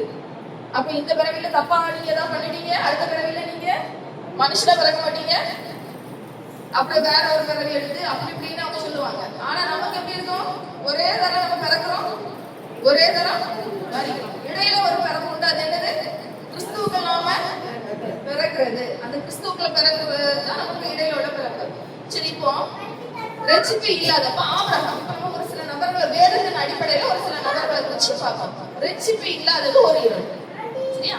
ஆபிரகாம் வந்து ஃபர்ஸ்ட் எப்படி இருந்தாரு, ஆபிராமா இருந்த காலத்தில் நினைச்சிருந்தாரு, அபிராமா இருந்த காலத்தில் ஆமா அவர் வந்து என்ன பண்ணாரு, விக்கிரகங்களை உண்டு பண்ணி ஆமா அதை வந்து கொடுத்துட்டு இருந்தாங்க. அப்ப அந்த நேரம் வந்து இயேசுவை குறித்து தெரியுமா, தேவனை குறித்து தெரிஞ்சிருக்கா இல்ல. அப்ப அந்த ஆபிரகாமை தான் ஆண்டவர் என்ன பண்ணாரு, அந்த கூட்டத்துல இருந்து தெரிந்தெடுத்து என்ன சொன்னாரு, ஆதியாகமம் 12 முதல் வசனத்துல கூப்பிடுவாரு. அப்படிதானே? என்னன்னு சொல்லுவாரு, ஆபிரகாமை நோக்கி உன் தேசத்தையும் உன் இனத்தையும் உன் தகப்பனுடைய வீட்டையும் விட்டு புறப்பட்டு நான் உனக்கு காண்பிக்கும் தேசத்துக்கு போ. நீ உன் தேசத்தையும் உன் இனத்தையும் உன் தகப்பனுடைய வீட்டையும் விட்டு புறப்பட்டு நான் உனக்கு காண்பிக்கும் தேசத்துக்கு போ அப்படின்னு சொல்லிடுவாரு. அப்ப அவன் இருக்கிறது எல்லாத்தையும் என்ன பண்ணி, அந்த விக்கிரகத்தெல்லாம் என்ன பண்ணணும், விட்டுதான் ஆகணும். குடும்பத்தாரில் என்ன பண்ணணும், விட்டுதான் ஆகணும். அப்ப இது ஒரு பெரிய ஒரு விஷயம் இல்லையா, ஆண்டவர் சொல்றாருன்னு கேட்கறது. ரொம்ப நாள் பழக்கம் ஒரு இடத்துல இருந்துச்சு, திடீர்னால வேற ஒரு இடத்துக்கு போகும்போது என்னன்னே தெரியாது, வேற இடத்துக்கு போறாங்க. பாஷை அப்பவே என்ன ஆச்சு, சிதறடிக்கப்பட்டாச்சு. இங்க அந்த மக்கள் என்ன பேசுவாங்களோ அதுவும் தெரியாது, என்ன சாப்பிடுவாங்களோ அதுவும் தெரியாது. அப்படிலாம் ஒரு சூழல் இருக்குல்ல. கொண்டு போய் வேற ஏதாவது ஒரு இடத்துல கொண்டு போய் போட்டோம், நமக்கு அது மாதிரி சாப்பிட முடியுமா? சைனால கொண்டு போய் உங்களை கொண்டு போய் போட்டுருவோம். ஒரு வாரம் இருக்க சைனால என்ன கிடைக்கும், ஆமா நமக்கு சாப்பிட மாதிரி மீன் கோழி எல்லாம் கிடைக்காது. அங்க வேற ஏதாவது இருக்கும். ஆமா சரியா, வேற ஏதாவது புத்திரியும் கொலையுமா இருந்து கடிச்சு கடிச்சு சாப்பிட்டு இருப்பாங்க. அப்படி நம்மளால என்ன பண்ண முடியாது, பழக்க முடியாது. நானும் அப்படி ஒரு திரிக்கல உங்களை ஒரு ஆளை எழுப்பி நீ சைனாவிற்கு போன்னு சொல்லி ஆண்டா சொன்ன, அதெல்லாம் உடனே எழுப்பி கிளம்புங்கள, இந்த ஆளுக்கு இருக்க நான் போயிட்டு வரேன்னு நிறைய யோசிப்போம். அப்படிதானே? ஆண்டவர் மேலே டவுட் வந்து நம்ம பேசுறது ஆண்டவர் தானே, சைனாக்கு தான் போகணுமா அப்படின்னு நீங்க நிறைய விஷயங்கள் யோசிப்போம். இனி அங்க போய் எப்படி செய்வோம், எங்க தங்குவோம், விலைவாசி வேற ஏறிட்டு கிடக்கு, அங்க என்ன கண்டிஷன்ல போகுதோ நமக்குள்ள நிறைய டவுட் வந்துடும். ஆனா ஆபிரகாம் என்ன பண்ணாரு, தைரியமா கிளம்பி போனாரு. அவர் அவருடைய முந்தைய ஒரு வாழ்க்கை ஒரு விதமா ஆண்டவர் அறியாத ஒரு வாழ்க்கையா இருந்துச்சு. ஆனா ஆண்டவர் வாக்குத்தத்தத்தை சொல்லி கூட்டிட்டு போகும்போது ஆபிரகாமுக்கு கிடைச்ச மகிமை எப்படி இருந்தது, பெரிதா இருந்தது. பெரிய ஒரு வெளிச்சம். அப்படிதானே? ஆண்டவருக்குள்ள வரும்போது ஒரு பெரிய வெளிச்சம். ஆனா அந்த லோத்தும் அந்த காலத்துல யாரு கூட தான் இருந்தாரு, ஆமா அந்த காரானூர்ல அங்கதான் இருந்தாரு. ஆனா ஆபிரகாம் வரும்போது கூட வந்துட்டாரு. ஆனா பாதி வழியில என்ன ஆயிடுச்சு, இங்க இருந்து திரும்பி பார்க்கும்போது செழிப்பான இடத்தை பார்க்கும் பொழுது பெஸ்டான ஒரு பங்கு. இன்னைக்கு நிறைய பேர் உண்டு. அவர் என்ன பண்ணாங்க, பெஸ்டான பார்த்து அதுதான் நல்லது, அது நல்லது. ஆண்டவருக்கு எது தெரியும் அப்படிங்கிற யோசனை வராது. அவங்களுடைய மனுஷன் மாம்சில என்ன பண்ணிடும், பெஸ்டான பாட்டை சூஸ் பண்ணி சோதம் கொமராலவே விழுந்துருக்கு. அப்படிதானே? சோதம் கொமரா விழுந்து போனாரு, சரி போயிட்டாரு. சோதம் கொமராக்கு போயிட்டாரு. சோதம் கொமரா மக்கள் எப்படி இருக்காங்க, ரொம்ப சூப்பரான மக்களா இருக்காங்க. அப்படிதானே? அந்த மக்களை பத்தி தெரிஞ்சாச்சு. அதுக்கப்புறம் என்ன பண்ணிருக்கலாம், அங்க இருந்து வெளியில வந்திருக்கலாம். ஆனா என்ன பண்ணல, வரல. சோதம் கொமரோட செழிப்பு ஆசீர்வாதங்கள் அதை விட்டு வெளியில வர முடியல. சரி, ஓகே. அப்புறம் சொந்த மனைவி பிள்ளைகள் எல்லாமே கொஞ்சம் ஆண்டவர்களா கொஞ்சம் நல்ல ஸ்ட்ராங்கா வச்சாரா இல்ல அவரால் முடியல. ஏன்னா சுற்றி உலகமே கெட்டு கிடக்கும் போது இவர் வந்து ஆபிரகாம் நோவாவை நீங்க பாத்துக்கோங்க, அந்த காலத்திலேயே மக்கள் எல்லாம் அழிக்கப்பட்டாங்க, அவங்களுடைய பாவத்தினாலதான் அழிக்கப்பட்டாங்க. ஆனா அந்த குடும்பம் என்ன பண்ணிச்சு, நோவாவுக்கு கீழ்படிச்சு. அப்படிதானே? அப்போ அந்த இடத்துல கீழ்படிச்சு நடந்தது மாதிரி இந்த லோத்தோட குடும்பம் வந்து இந்த லோத்துக்கு என்ன பண்ணல, கீழ்படியல, சப்போர்ட் பண்ணல. ஏன்னா அவங்க சரி அவங்க இப்பயே வந்துட்டாங்க. தேவன் பாராட்டின கிருபையினால லோத்தோட குடும்பம் எங்க இருந்து வந்துச்சு, சோதம் கொமோரால இருந்து வெளியில வந்துச்சு. சரீரம் தப்பிச்சு, சரீரம் தப்பிச்சு, அழியல. அக்கினி கடல்ல விடல, அங்க அக்கினி மலையில விடல, அவங்க தப்பிட்டாங்க. ஆனா அவங்க ஆத்மா கடைசி என்ன ஆச்சு, பிரச்சனை. அப்படிதானே? பிள்ளைகள் என்ன பண்ணாங்க, மனைவி என்னன்னா பாவி வழியில ஆண்டர் தப்பி பிடிச்சு வல்லாதலையா இருக்கிறது கரகராக கொண்டு போவாரு. ஆனா கொண்டு போற வழியிலேயே நான் அங்கதான் நிப்பேன்னு சொல்லிட்டு உள்ள அவர் திருப்பி தலையை திருப்பி பார்த்ததுல பிரச்சனை, தலையை திருப்பி பார்த்ததுல பிரச்சனை இருக்கு. அப்ப உள்ள எங்க இருக்கு, சோதம் கொமோராவின் செழிப்புல ஒட்டிட்டு கிடக்கு. அது பாவங்கிறது இல்லாம அங்க ஒட்டிட்டு இருக்கு. அந்த பாவ இருளுல அது ஒட்டி இருந்துச்சு. அந்த பாவ இருளுனாலதான் அவங்க அழிக்கப்பட்டாங்க. இதே மாதிரியே பென்யமீன் கோத்திரம் ஒரு பாவம் பண்ணிச்சு. நமக்கு வேதத்தை பாத்தீங்கன்னா ஒரு இடத்துல தெரிஞ்சிருக்கோம், நியாயாதிபதிகள்ல வரும்னு நினைக்கிறேன். அந்த ஒரு ஸ்திரீ வந்து என்ன பண்ணுவாங்க, திரளான ஜனங்களை கடந்து வந்து என்ன பண்ணிடுவாங்க, மக்கள் ஆண்கள் வந்து என்ன பண்ணிடுவாங்க, ஒரு ஸ்திரீ அவ வந்து ஒரு லேவியனுடைய மனைவியா இருப்பா, மனைவியா இருப்பா. அவளை வந்து என்ன பண்ணிடுவாங்க, அவளை ஒரு தவறு செஞ்சிருவா, அவளை என்ன பண்ணிடுவா, சோரம் போயிடுவா. அப்புறம் திருப்பி இவர் லேவியன் சேர்த்திருப்பாரு, வேற ஒரு அவருடைய ஊருக்கு போயிருவா. அங்க இருந்து அவளை கொண்டு வருவாரு. வழியில என்ன ஆயிரும், ஒரு இடத்துல தங்குவாங்க. தங்கக்கூடிய இடத்துல இந்த மக்களுக்கு என்ன இருந்தது, சோதம் கொமோரா பாவம் தான் அங்க இருந்தது. சரியா? அப்போ அதே பாவம் தான் இருந்துச்சு. அவங்க என்ன பண்ணாங்க, நிறைய பேர் வந்து அந்த வீட்டை வந்து சுத்தி முற்றுகையிட்டு கடைசி இந்த மறுமனை ஆட்டியத்துக்கு இவர் என்ன பண்ணிடுவாரு, வெளியில விட்டுருவாரு. சரியா? விட்டது. அப்புறம் அவரை என்ன பண்ணிடுவாங்க, இந்த காலத்துல நம்ம பாக்குற மாதிரி லட்சையாய் நடத்தி குற்றுயிரும் கொலையுமா அவன் அந்த வீட்டு வாசப்படியில கைய வச்சு செத்து போயிருவாங்க. இது அந்த காலத்துல இருக்கிற அதே விஷயம் தான் இந்த காலமும் இருந்து பைபிள் அப்பமே அதை எழுதி வச்சுட்டு இருக்குதானே. இதே நூதனமான காரியம் நடக்கிற அன்னைக்குள்ள அதே சட்டம் பிசாசு, அதே பாவ விஷயங்கள் இருள்கள் தான் இன்னைக்கும் நடந்துட்டு இருக்கு. அதுக்கப்புறம் அந்த கோத்திரத்தார் வந்து அந்த மனுஷன் ஒப்படைக்க சொல்லும் பொழுது ஒப்படைக்கல. இந்த லேவியன் என்ன பண்ணாரு, இதை பார்த்த உடனே அவருக்கு என்னாச்சு, இந்த மறுமனையை சந்தா துண்டா வெட்டி 12 கோத்திரத்துக்கு அனுப்பிவிட்டாரு. இது யாரா இப்படி ஒரு மனுஷ உடலை வந்து இப்படி வெட்டி கொண்டு வந்தது, இது எனக்கு ஷாக்கிங்கா இருக்கும்ல. இதை கேட்கும் போதே ரொம்ப அதிர்ச்சியா இருந்துச்சு பார்க்கும்போது, அதை படிக்கும்போது. அப்போ அவங்களுக்கு அது மாதிரி அதிர்ச்சியா இருந்திருக்குல்ல, கண்ணால பார்க்கும்போது ரத்தமும் சதியமா இதெல்லாம் பார்க்கும்போது இது யார் இப்படி பண்ணது அப்படின்னு சொல்லி அவங்க எல்லாம் கேட்கும்போது இந்த மக்களை வந்து கேட்கறாங்க, அது எந்த கோத்திரம், பென்யமீன் தானே. அப்போ பென்யமீன் தானே. அப்போ என்னாச்சு, அவங்க எல்லாரும் வந்து அந்த ஒரு பாவத்தை செஞ்சுட்டாங்க. அந்த மக்களை ஒப்படைக்க சொல்லும் பொழுது என்ன பண்ணுவாங்க, ஒப்படைக்கல, இந்த ஜனங்களுக்கு ஒப்படைக்கல. அப்போ மீதி எல்லா கோத்திரமும் சேர்ந்து அவங்க கிட்ட சண்டை போட்டு அந்த கோத்திரமே என்ன ஆயிடுச்சு, குறைஞ்சு போச்சு, ரொம்ப செத்து போச்சு. அதுல வந்து நிறைய பேர் வந்து ஒரு அழிவு. இது எதுக்காக சொல்ல வரேன்னா, பாவத்தை நம்ம செய்யக்கூடாது. பாவத்தை நம்ம செஞ்சோம்னா நம்ம என்ன ஆயிரும், இருளவே விழுந்துரும், அழிந்து போயிடும். அதுக்கப்புறம் அதே மாதிரி நம்ம குடும்பத்துக்குள்ள அந்த பாவம் வரவிடக்கூடாது. சரியா? குடும்பத்துக்குள்ள அந்த பாவம் வந்துச்சுன்னா அந்த குடும்பம் நன்மையை காணுமா, குடும்பத்தை போல நன்மை காணாது. அந்த பிள்ளைகள் என்ன பண்ணிட்டாங்க, வழி தவறி போனாங்க. லோத்து பிள்ளைகள் குடிமை கொடுக்கும்போது என்ன பண்ணிருக்கலாம், கொஞ்சம் பேலன்ஸ்டா அந்த அப்பமே அந்த இடத்துல இருக்கலாம். ஆனா அப்படி ஒரு தாறுமாறு அந்த இடத்துல ஆயிப்போச்சு. அடுத்தது இல்ல, ஒரு கூட்டமா வந்து தவறு செய்யறாங்க. பென்யமீன் கோத்திரத்தார் தவறு செஞ்சாங்க, அது ஒரு பாவம். அந்த பாவத்துக்கு அந்த கோத்திரம் கொலை போனதுனால என்ன ஆயிடுச்சு, அந்த மனுஷன் மட்டும் ஒப்பு கொடுத்தாங்கன்னா என்ன இருக்கும், அந்த மனுஷன் மட்டும் வெட்டி போட்டுருவாங்க. தப்பு செய்த அவர்களை மட்டும் என்ன பண்ணிருப்பாங்க, வெட்டி போட்டிருப்பாங்க. அது அப்போட முடிஞ்சிருக்கும். ஆனா அவங்க என்ன பண்ணல, அந்த இடத்துல ஒரு எங்க கோத்திரமாகும், நாங்க எங்க ஆளுங்களாகும் அப்படின்னு அந்த பாவத்தை பிடிச்சிட்டு அதுக்கு துணை நிற்கிறது. பிள்ளைகள் பண்ணக்கூடிய தப்ப கேட்காம நிக்கிறது, குடும்பத்தார் பண்ணுகிற தப்ப துணை போறது, இதெல்லாம் என்ன கடைசி என்ன ஒரு பெரிய அழிவை கொண்டு போய் விட்டுரும். சரி, இப்ப ஆபிரகாம் என்ன ஆயிட்டாரு, அந்த விக்கிரகத்துல இருந்து ரட்சிப்புக்குள்ள கடந்து வந்துட்டாரு. இனி இவருடைய சந்ததியில இன்னொரு அம்மா அந்த விக்கிரகத்தை போய் திருப்பி பிடிச்சிட்டு நிப்பாங்க. யார் அது?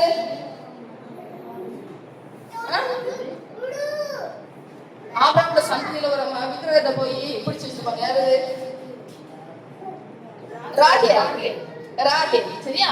விக்கிரகத்தை விட்டு ஆண்டவர் ஒரு ஆசீர்வாதத்தை கொடுத்து ஆபிரகாம், ஈசாக்கு, ரெபேக்காள், அதுக்கப்புறம் யாக்கோபு வந்துருவாரு. ஆண்டவரை பிடிச்சுக்குவாரு. இப்ப என் தேவராய கட்டத்து பண்ணாரு சொன்னாரு, எல்லாம் செஞ்சிருவாங்க. இப்ப ராகேல் வீட்டுக்கு இருந்தால என்ன ஆயிடுச்சு, அப்பாக்கு சொர்பு மேல ஆசை வந்துச்சு. பிடிச்சாங்க. ஒரு வாக்குத்தத்தம் பண்ணியிருந்தாரு. அந்த வாக்குத்தத்தம் இந்த அம்மா கிட்ட நிறைவேறிச்சு. அந்த கானானுக்குள்ள போக முடிச்சுதா? தூக்கி அங்க கானானுக்கு போற முடியாத வழியில என்ன ஆயிடுச்சாங்க, மறித்து அடக்கம் பண்ணப்பட்டாங்க. ஆதியாகமம் 25:19 அந்த வசனம்.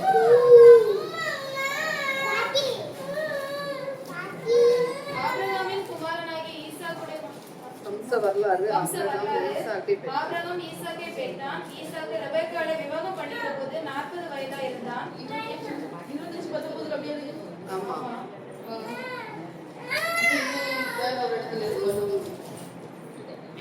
சரி, அதாவது இது ஒரு இடத்துல இருக்கு. சரியா?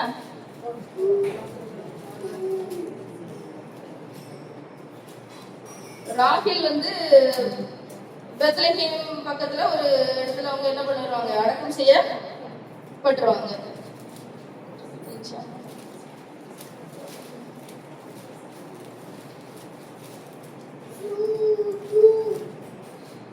35:19 ராகேல் மரித்து பெத்லகேம் என்னும் எப்ராத்தா ஊருக்கு போகிற வழியிலே அடக்கம் பண்ணப்பட்டார்.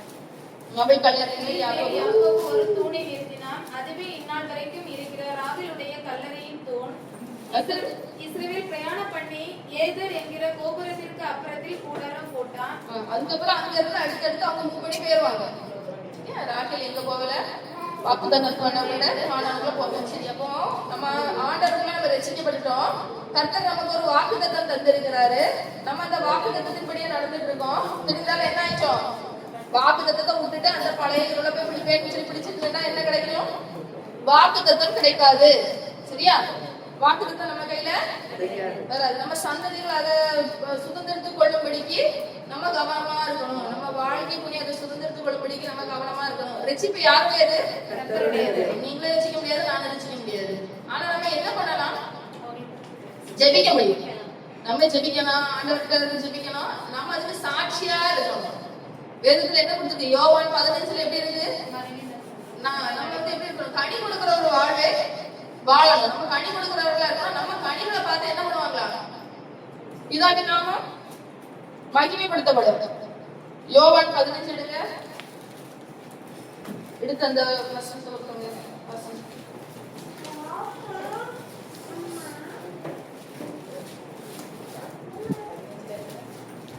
10வது வசனம். சரியா? நான் என் பிதாவின் கற்பனைகளை கைக்கொண்டு அவருடைய அன்பிலே நிலைத்திருக்கிறது போல நீங்களும் என் கற்பனைகளை கைக்கொண்டு இருந்தால் என்னுடைய அன்பிலே நிலைத்திருப்பீர்கள்.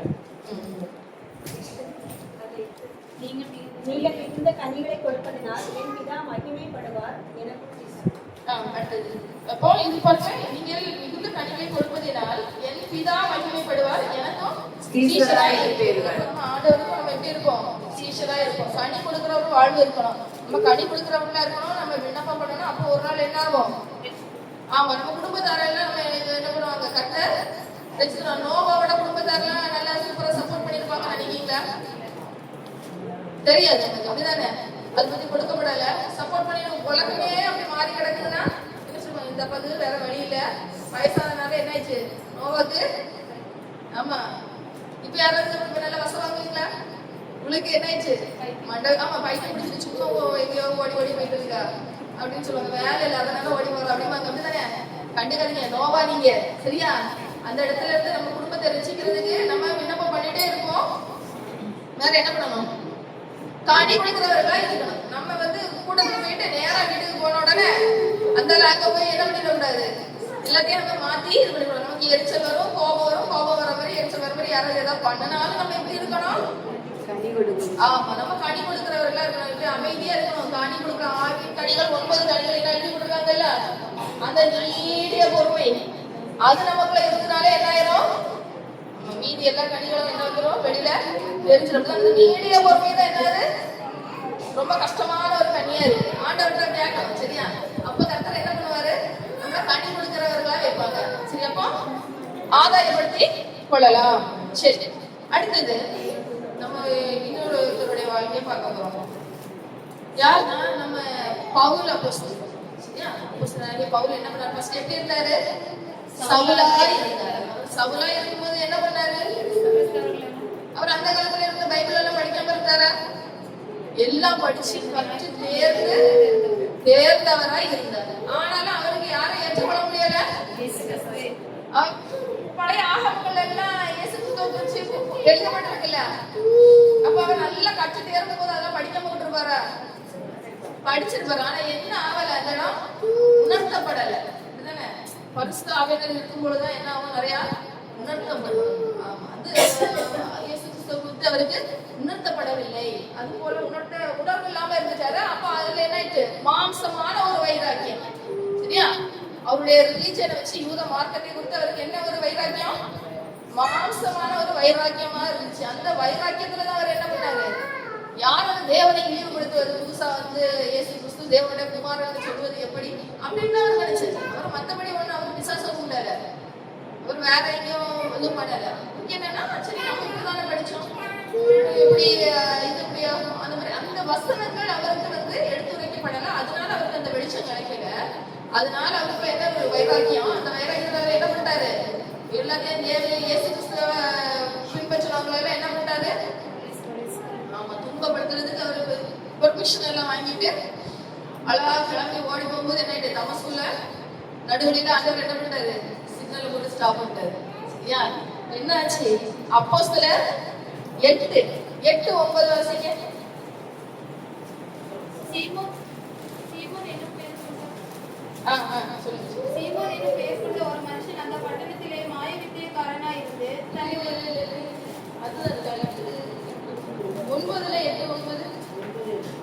சவுல் தரையிலிருந்து எழுந்து தன் கண்களை திறந்த போது ஒருவரையும் காணவில்லை. அப்பொழுது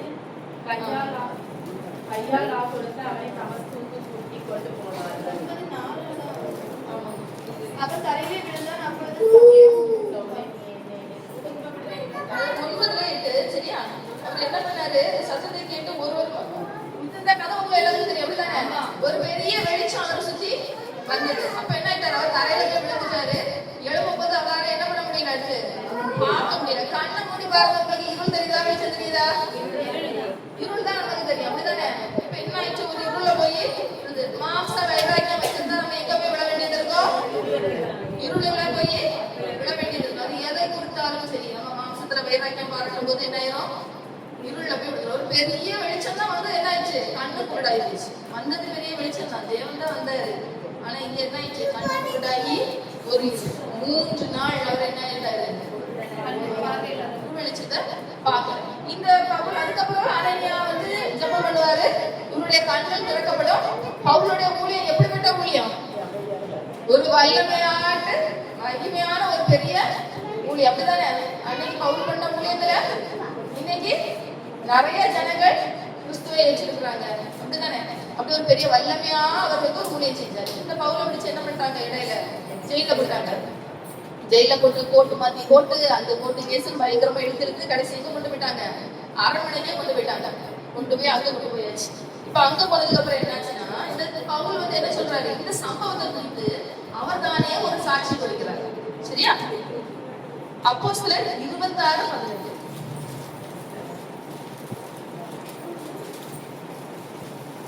அவர்கள் என்னை பின்பற்றும் விசுவாசத்தினாலே பாவ மன்னிப்பையும் பரிசுத்தமாக்கப்பட்டவர்களுக்குரிய சுதந்திரத்தை பெற்றுக் கொள்ளும்படியாக அவர்கள் இருளை விட்டு ஒளிநிலத்திற்கும் சாத்தானுடைய அதிகாரத்தை விட்டு தேவனிடத்திற்கும் திரும்பும்படிக்கு நீ அவர்களுடைய கண்களை திறக்கும் பொருட்டு இப்பொழுது உன்னை அவர்களிடத்திற்கு அனுப்புகிறேன் என்றார். கரெக்டா இந்த இருளை குறித்து வெளிச்சத்தை குறித்து சொல்லியிருக்காங்க. அவர்கள் என்னை பற்றிய விசுவாசத்தினாலே பாவ மன்னிப்பையும் பரிசுத்தமாக்கப்பட்டவர்களுக்குரிய சுதந்திரத்தையும் பெற்றுக் கொள்ளும்படியாக அவர்கள் இருளை விட்டு ஒளியின் இடத்திற்கும் சாத்தானுடைய அதிகாரத்தை விட்டு தேவனிடத்திற்கும் திரும்பும்படிக்கு நீ அவர்களுடைய கண்களை திறக்கும் பொருட்டு இப்பொழுது உன்னை அவர்களிடத்தில் அனுப்புகிறேன். இவருக்கு கண்ணு அடைச்சு ஒரு இருள இருந்தாரு. இப்ப கண்கள் திறக்கப்படும் பொழுது யாருக்கு ஒளி கிடைச்சது? பவுலுக்கு ஒளி கிடைச்சது. அப்படிதானே? அடுத்த இந்த ஒளி யாருக்கெல்லாம் கிடைச்சது? மீதி அவர் எங்கெல்லாம் சுவிசேஷம் சொன்னாரோ எல்லா ஜனங்களுக்கும் கிடைச்சது. அதை கேட்ட நிறைய யூதர்கள் மனதிருந்தாங்க. ஏன்னா அவங்கள ஒரு ஆளா நீங்க என்ன பண்ணிருப்பாரு? குத்தம் சொல்லிட்டு இருந்திருப்பாரு. கொஞ்சம் யோசிச்சு பாருங்க. நீங்க பவுல் காலத்துல இருக்கீங்க, உங்ககிட்ட தான் பவுல் இருக்காரு. நான் போறேன், அடிச்சு எல்லாத்தையும் நான் என்ன பண்ணிடுறேன், ஒரு வழி பண்ணிடுறேன் அப்படின்னு சொல்லிட்டு அந்த அடிக்கிற குரூப்ல நீங்க இருக்கேன்னு வச்சுக்கோங்க. திடீர்னு அவர் வந்து நிக்காரு, பெருசா லெட்டர்லாம் ரொம்ப நின்று நான் தான் பண்ணி செய்வேன்னு சொல்லிட்டு பெருசா லெட்டர்லாம் வாங்கிட்டு போனா அடுத்து வந்துட்டு கிறிஸ்துவுக்கு சார்பா பேசிட்டு இருந்தாருன்னா இப்படி இருக்கும் உங்களுக்குலாம் ஷாக்கா இருக்கும்ல. போனவன் என்ன ஆனா இப்படி வந்துட்டான், போகும்போது நல்லா தானே போனா, திரும்பி வரும்போது இவனுக்கு என்ன ஆயிடுச்சு அப்படிதானே யோசிச்சிருப்பாங்க. அப்படி ஒரு சாரார் யோசிச்சிருப்பாங்க. சரி இவனே போட்டு தள்ளலான்னு ஒரு குரூப் நினைச்சது. அப்படிதானே?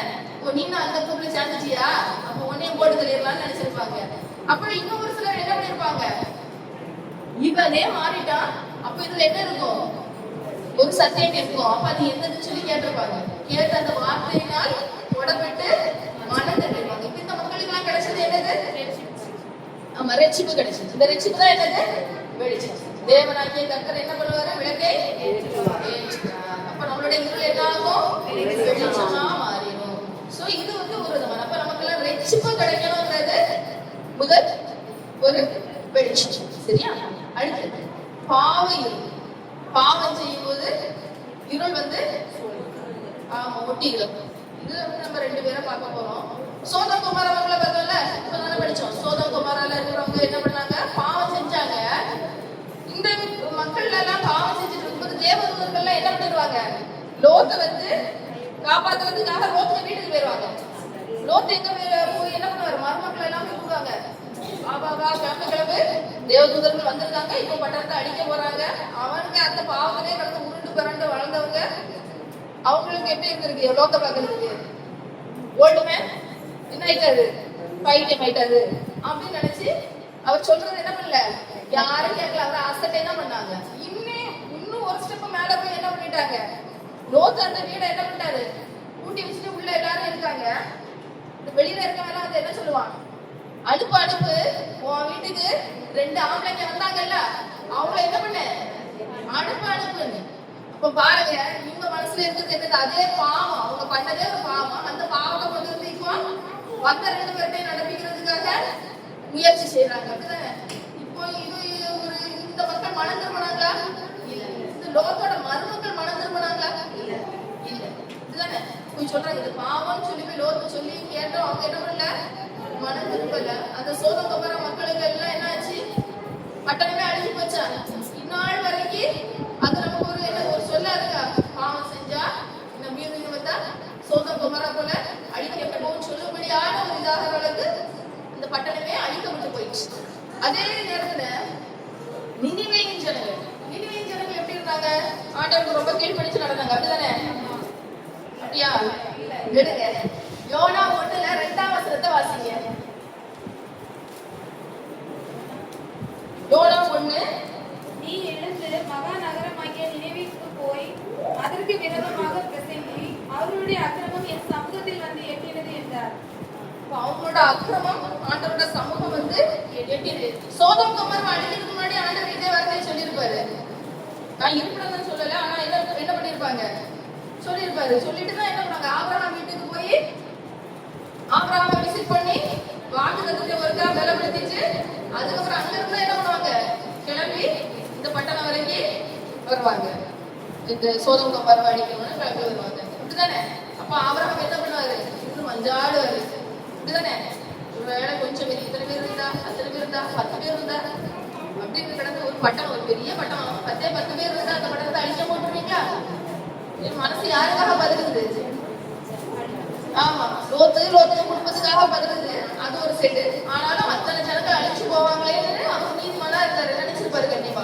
அவ்வளவு பட்டணமே அழிய போதா, இவ்வளவு செழிப்பான ஒரு பட்டணம் அப்படின்னு தானே அது பைபிள் கொடுத்துருக்கு. இவ்வளவு பேர் அழிய போறாங்களா, அப்புறம் அவங்களுக்காக என்ன பண்ணிருப்பாரு, இவர் வந்து விளக்கம் போட்டு மஞ்சாடி எடுத்தாரு. ஆனா அது ஒரு வழியே கொடுக்கல அந்த ஜனங்கள், சோதம் கோமரா ஜனங்கள்.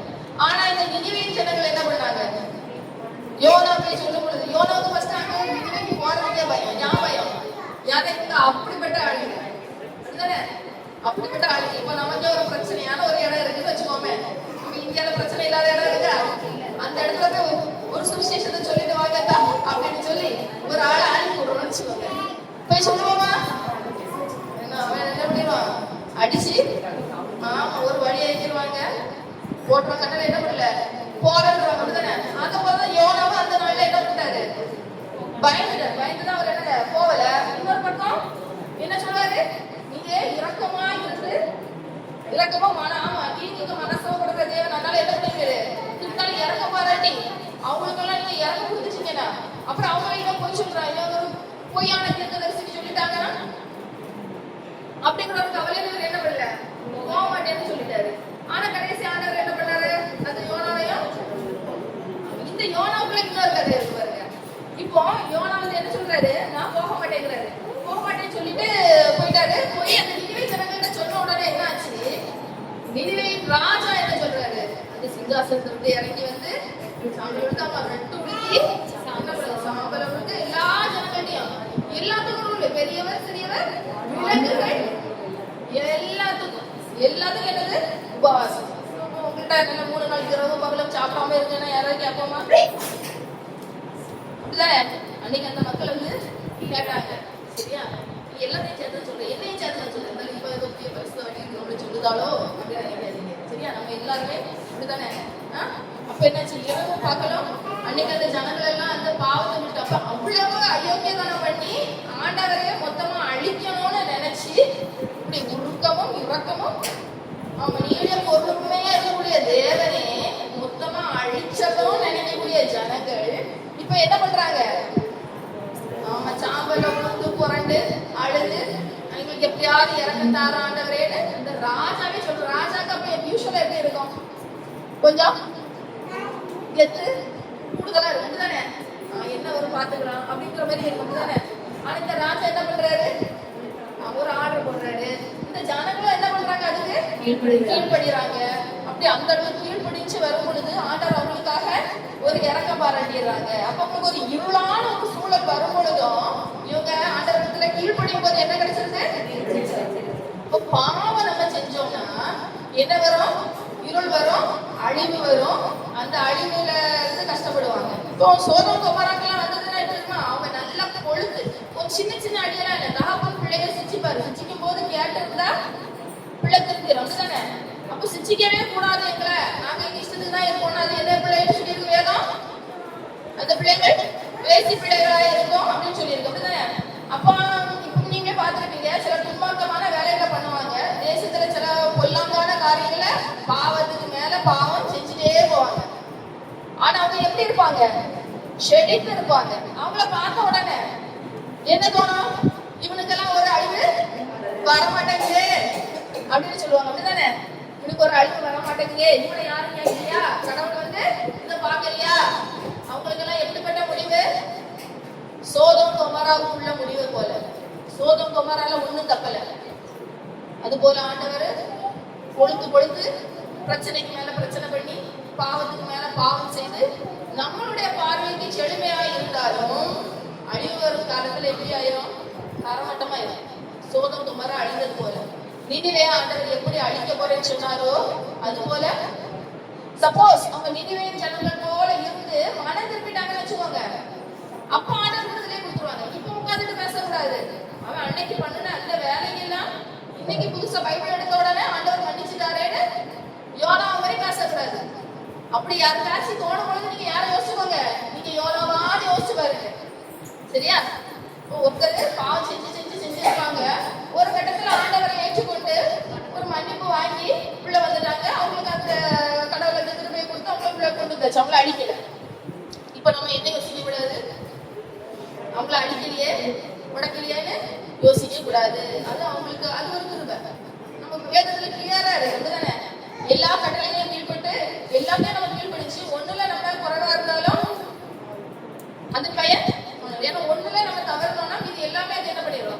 தட்டி விடும். பொய் சொல்றது எப்போ வரும்? அன்பு இருக்குமாமா? பொய் சொல்லும் பொழுது 10 கட்டளை இருக்கு நமக்கு, இப்படிதானே? இதுல பொய்யை மட்டும் சொல்ல முடியாது, அன்போடு வச்சுக்கோங்க. பொய் சாட்சி மட்டும் நான் சொல்றேன், சரியா? இப்போ எனக்கு வந்து எப்படி இருக்கும்? எனக்கு வந்து நான் பொய் சாட்சி சொல்லிட்டு இப்ப ஆண்டவரை பத்தி எடுத்து பேசிட்டு இருந்தேன்னு வச்சுக்கோங்க, நான் தான் யாரு? தேவனுடைய நாமத்தை ஆமா வீட்டுல வளர்க்கிறவா. எனக்கு அப்ப இப்ப யாரு தேவனா இருக்கிறார்? பொய் சாட்சி சொல்லும் பொழுது ஆமா எனக்கு அந்த நபர் மேலதான் எனக்கு என்ன இருக்கு? ஆமா அந்த யாரை காப்பாத்தணும்னு நினைக்கணும், தேவ மேல பயம் இல்லை, அந்த நபர் மேல ஒரு பயம் இருக்குன்னு வச்சுக்கலாம். பயம் இருக்கோ ஒரு அன்பு இருக்கோ, அப்ப என்னாச்சு? கற்பனை தவிரியாச்சா?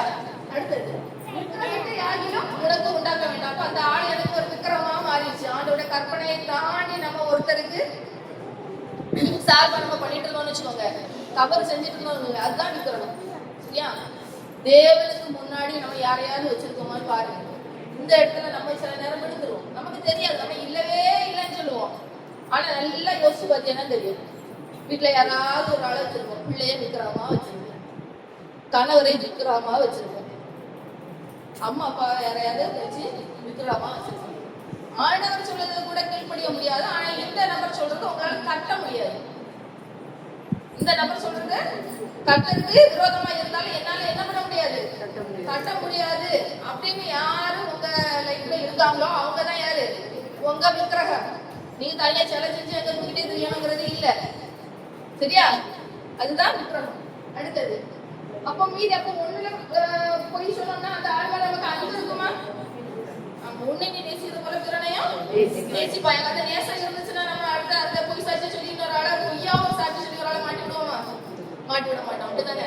அப்போ நம்ம கர்த்தருக்குள்ளாடி எல்லா காரியத்திலையும் நம்ம சரியா இருக்கணும்னு நினைச்சோம், கடைசி நம்ம வழி தவறி போனோமானால் சாலமோன் என்னாரு? என்னெல்லாம் பண்ணாரு பார்த்தீங்களா? எவ்வளவு பெரிய ஒரு மகிமை ஆண்டவர் அவருக்கு கொடுத்தாரு, எவ்வளவு கிருபைகள் ஆண்டவர் கொடுத்தாரு. நீதிமொழிகள் இன்னைக்கு நம்மளுடைய பக்திக்கு நம்ம ஆண்டவருக்குள்ள நம்ம சார்ந்து இருக்கிறதுக்கு இந்த வசனங்கள் நமக்கு எப்படி இருக்கு? தூண்டு போனாய் முன்துணையாய் அப்படி ஒரு அக்கினிமயமான வார்த்தையா இருக்கு. ஆனா அவர் அவருடைய அந்த காலத்துல என்ன பண்ணிட்டாரு? வழி விலகி போயிட்டாரு. பெரிய பராக்கிரமசாலிகளா இருந்தாங்க. சிறுசோட பாரு, பெரிய பராக்கிரமசாலி. அவரை போல ஒரு யாருமே இல்லை. நிறைய பெரிஸ்தர்கள் எல்லாம் ஒரு கழுதைக்கு எழுந்து வச்சு அடிச்சு நிறைய பேரை கொண்டு போட்டாங்க. அப்ப அந்த அளவுக்கு ஒரு பெரிய பலன் இருந்தோம். ஆண்டவருடைய வார்த்தைக்கு கீழ்படியாம போயிட்டு அப்புறம் நசரே விரோதம்னு அவருக்கு ஒண்ணு இருக்கு, அதை அவர் என்ன பண்ணிருக்கணும்? அப்படியே ஃபாலோ பண்ணிருக்கணும். ஒன்னொன்னா அதுல எல்லாத்தையும் பிரேக் பண்ணிட்டாரு, அப்படிதானே? ஒன்னொன்னா அதுல பிரேக் பண்ணிட்டாரு, வேஸ்ட் எடுத்துட்டு போனாரு. இன்னைக்கு நிறைய வந்து இந்த என்ன சொல்ல இன்னைக்குள்ள பிரசங்கங்கள் இப்பதான் நானும் கவனிக்கிறேன். நிறைய இந்த மாம்ச பாவங்கள், இச்சையின் பாவத்தை பத்தி நமக்கு வருது இன்னைக்குள்ள பிரசங்கங்கள் தானே. அப்போ அந்த மாதிரி பாவங்களோ சிந்தனைகளோ ஏதாவது ஒண்ணு இருந்தா ஆண்டவரிடத்துல ஒப்பு கொடுத்து அதுல இருந்து வெளியில வந்துடுறது.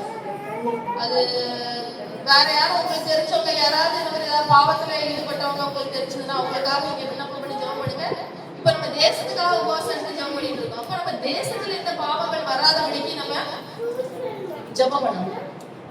அப்போ பல்வேறு பாருங்க, இன்னைக்கு வந்ததுல ஒன்னொன்னா பார்த்துட்டு இருக்கேன். நானும் இப்ப பிரசங்கம் பண்ணும்போது நானும் பார்த்துட்டு இருக்கேன். இதுதான் ஒன்னொன்னா வந்துட்டு இருக்கு. அப்போ இப்படி ஒரு பாவம் வந்து தேசத்தை எங்க கொண்டு போகுது? அடுத்தது இன்னைக்கு இந்த பாவம் நம்ம தேசத்துல இல்ல நம்ம சொல்ல முடியுமா? நம்ம நார்கோயிலே இருக்கு. பேப்பர் வாசனை தெரியும், அதுதானே? அந்த பேப்பர் எடுத்து வாசிச்சா தெரியும் என்னென்ன பாவங்கள் நம்ம நார்கோயில கன்னியாகுமரி மாவட்டத்துல இருக்குன்னு தெரிஞ்சுக்கணும். இருந்தாலும் இல்ல பாவம் பாவம் பாவம் ஓடக்கூடாது. இந்த பாவத்துக்கெல்லாம் நம்ம என்ன பண்ணணும்? கட்டி நம்ம ஜெபிக்கணும். எல்லா தார்மார்களும் இன்னைக்கு நம்ம தேசத்துல வந்துட்டே இருக்கு. சோதம் கொமரா போல மாறிக்கிட்டே இருக்கும். சோதம் கொமரா பாவங்கள் இன்னைக்கு இருக்கு. இதெல்லாம் ஒரு சில இடங்கள்ல நியாயப்படுத்தப்படுது. இதெல்லாம் நியாயப்படுத்தப்பட்ட பெரிய பெரிய தேசங்கள் எல்லாம் இன்னைக்கு அழிவுலதான் இருக்கு. ரொம்ப ஆண்டவருடைய வார்த்தையை அறிவிச்சு உலகத்துக்கே ஆண்டவருடைய வார்த்தை பல்வேறு இடங்களுக்கு மிஷனரிகள் அனுப்புன பெரிய பெரிய தேசங்கள், வல்லரசுகள் எல்லாம் இன்னைக்கு பொருளாதாரத்திலையும் அதுல இதுலயும் விழுந்து அடிபட்டு கிடக்கிறதுக்கு காரணம் என்னது? ஆமா, நிறைய பாவங்கள். இந்த பாவங்கள்னாலதான் அவங்க அடிபட்டு கிடக்காங்க. இந்தியாவில தான் ஆண்டவருடைய கிருபையில இருக்குன்னு தான் நான் சொல்லுவேன். இப்பமா நான் அடிவாங்க ஆரம்பிச்சாச்சு.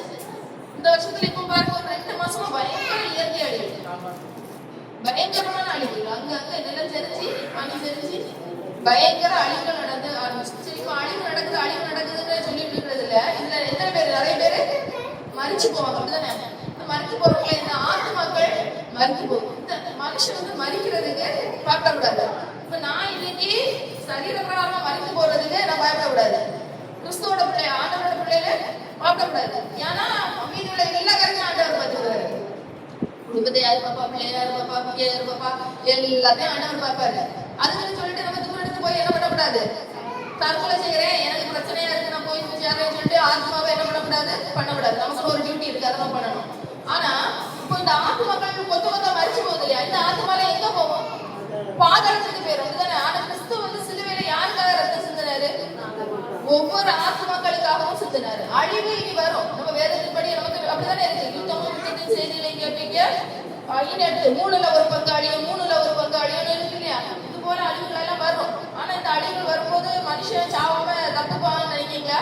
இல்ல, மனுஷர்களும் அது போல அழிச்சுட்டு தான் இருப்பாங்க. ஆனா அதுக்கு இடையில என்ன ஆகும்? சுவிசேஷம் தேசம் எங்கும் பரவணும். மக்களுடைய உள்ளங்கள் வந்து அதை ஏற்றுக்கொள்ளணும். சரி, ஏற்றுக்கொண்டதுக்கு அப்புறம் இப்ப நம்ம எல்லாம் ஏற்றுக்கொண்டோம், நம்ம எல்லாம் சர்ச்சுக்கு போறோம். நம்ம கூட்டத்துக்குலாம் நம்ம எல்லாம் வந்துட்டோம், நம்ம பாஸ்டிங்ல இருக்கோம், நம்ம எல்லாம் செய்யறோம். ஆனா நம்ம வந்து ஆண்டவருடைய வார்த்தைக்கு கீழ்ப்படியல, நம்மளே எங்க தான் போவோம்? பாதாளத்துக்கு தான் போவோம். அப்போ அந்த ரட்சிப்பை நம்ம காத்துக்கொள்வது எவ்வளவு முக்கியமா இருக்கு. அடுத்தவங்களுக்குள்ள ரட்சிப்பு சுவிசேஷம் சொல்றது, அவங்க ரட்சிக்கப்படுறது எவ்வளவு அருமையா இருக்கு. இதுக்காக நம்ம ஜெபிக்கணும். சரியா? அழிவு நடக்கும், அந்த மக்களுக்காக நம்ம ஜெபிக்கணும். ஏன்னா கண்ணோட வந்து கஷ்டப்படும் பொழுது அவங்களுக்கு நம்ம உதவி செய்யணும், அதெல்லாம் உண்டு. ஆனா ஜனங்களுக்காக நம்ம ரட்சிப்புக்காக திறப்பேன்னு ஜெபிக்க முடியாது, ரொம்பவே அவசியம். ரொம்ப ரொம்ப முக்கியமான ஒரு விஷயம், ரொம்ப முக்கியமான ஒரு விஷயம். அழிவுகள் வரக்கூடாதுங்கிறது ஒரு பக்கம், அழிவுங்கிறது ஒரு சைடு வந்துட்டு தான் இருக்கும். ஆனா அந்த ஆத்மாக்கள் தான் அருமையா இருக்கு. அந்த ஆத்மாக்கள் ரட்சிப்படைறதுக்கு நம்ம ஜெபிக்கணும். இப்ப நம்ம ஹார்மோஸ் துறைமுகத்துக்காக அந்த இடத்துல கடல் வெடி, கப்பல் பயணம் எல்லாம் வரணும், பொருளாதாரத்தினால ஜனங்கள் வந்து பாதிக்கப்படக்கூடாது, ஐயோ மக்கள் அடிச்சிருவாங்க எல்லாம் சொல்றோம். அந்த ஜனங்கள் எல்லாம் ரட்சிக்கப்படணும்னு சொல்லி ஜெபம் பண்ணுங்க. அவங்க ரட்சிக்கப்படும் பொழுதுதான் என்ன ஆகும்? அவங்க ஆண்டவரோட கிருபை அந்த இடத்துல இறங்கி வரும். நினிவேக்கு ஆண்டவர் பாராட்டின இரக்கம் அந்த ஜனங்களுக்கு இறங்கி வரும். அப்பதான் ஜனங்கள் கொத்தாட்டு அழிய மாட்டாங்க, சங்காரம் உண்டாகாம இருக்கும்.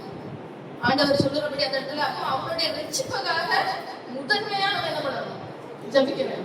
பாரத்தோட பாரம் கேளுங்க, ஆண்டவர்கிட்ட கேட்டு பாரத்தை கேட்டு ஜபம் பண்ணுங்க. அடுத்தது, இப்போ தப்பு செஞ்சா ஆண்டவர் அறியாத காலத்துல இருள் வரும்.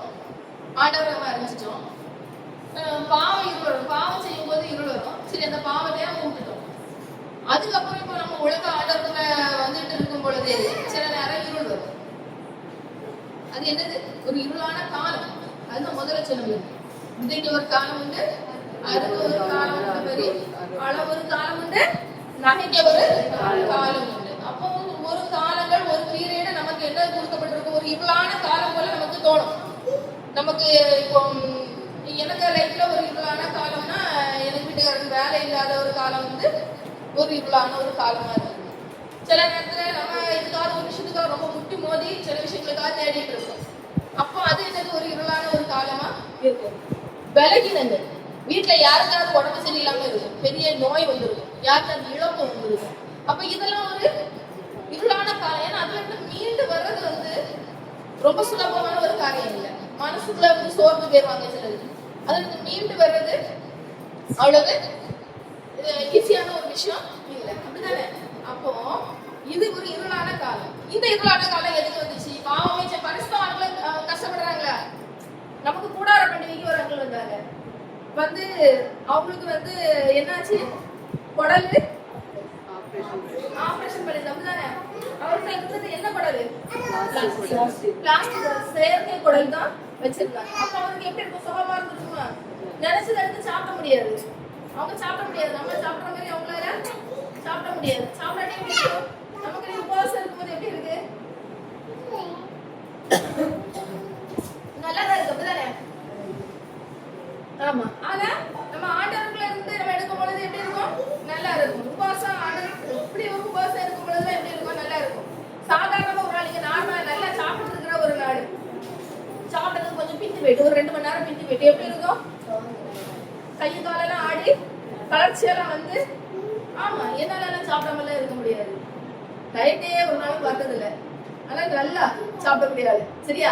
ஆனா எனக்கு வந்து அந்த நேரம் தவிர அப்படிலாம் கிடையாது. எக்ஸ்ட்ராவா வேணா சாப்பிடுறத தவிர சாப்பிடாமலாம் இருக்க மாட்டேன். அப்ப வாயெல்லாம் கண்ட்ரோல் பண்ணலாம் தெரியாது. ஆனா கர்த்தருக்குள்ள இப்படி உபவாசம் இருக்கும் பொழுதுதான் என்ன ஆகும், என் வாய் கண்ட்ரோல் ஆகி இருக்கும். இல்லைன்னா என்ன சாப்பிடுறோம் யாரு சாப்பிடுறோங்கிறது ஒரு மைண்டே கிடையாது, கணக்கும் கிடையாது, இருந்ததும் கிடையாது. உபவாசத்துல மட்டும்தான் இருக்கோம் நம்ம. இதுதானே? அப்போ இது போல அப்ப அவங்களுக்குலாம் அப்ப எவ்வளவு கஷ்டமா இருக்கும். சாப்பிடலாம் என்ன ஆயிரும், கையை காலெல்லாம் ஆடிட்டு போயிடும். ஆமா, அப்ப அவரு வந்து ஊழியம் செய்யறதுல எப்படி வந்து நிக்காங்க வைராக்கியமா, அப்படிதானே? அப்ப அவருக்கு ஏன் இது அனுமதிக்கப்பட்டு அவர் பாவம் செஞ்சுட்டாரு?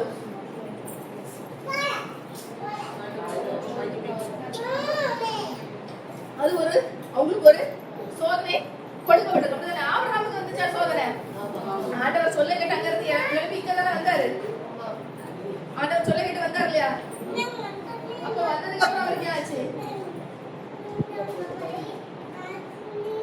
அது அடுத்த ஒரு படிக்கு உயர்த்துறதுக்காக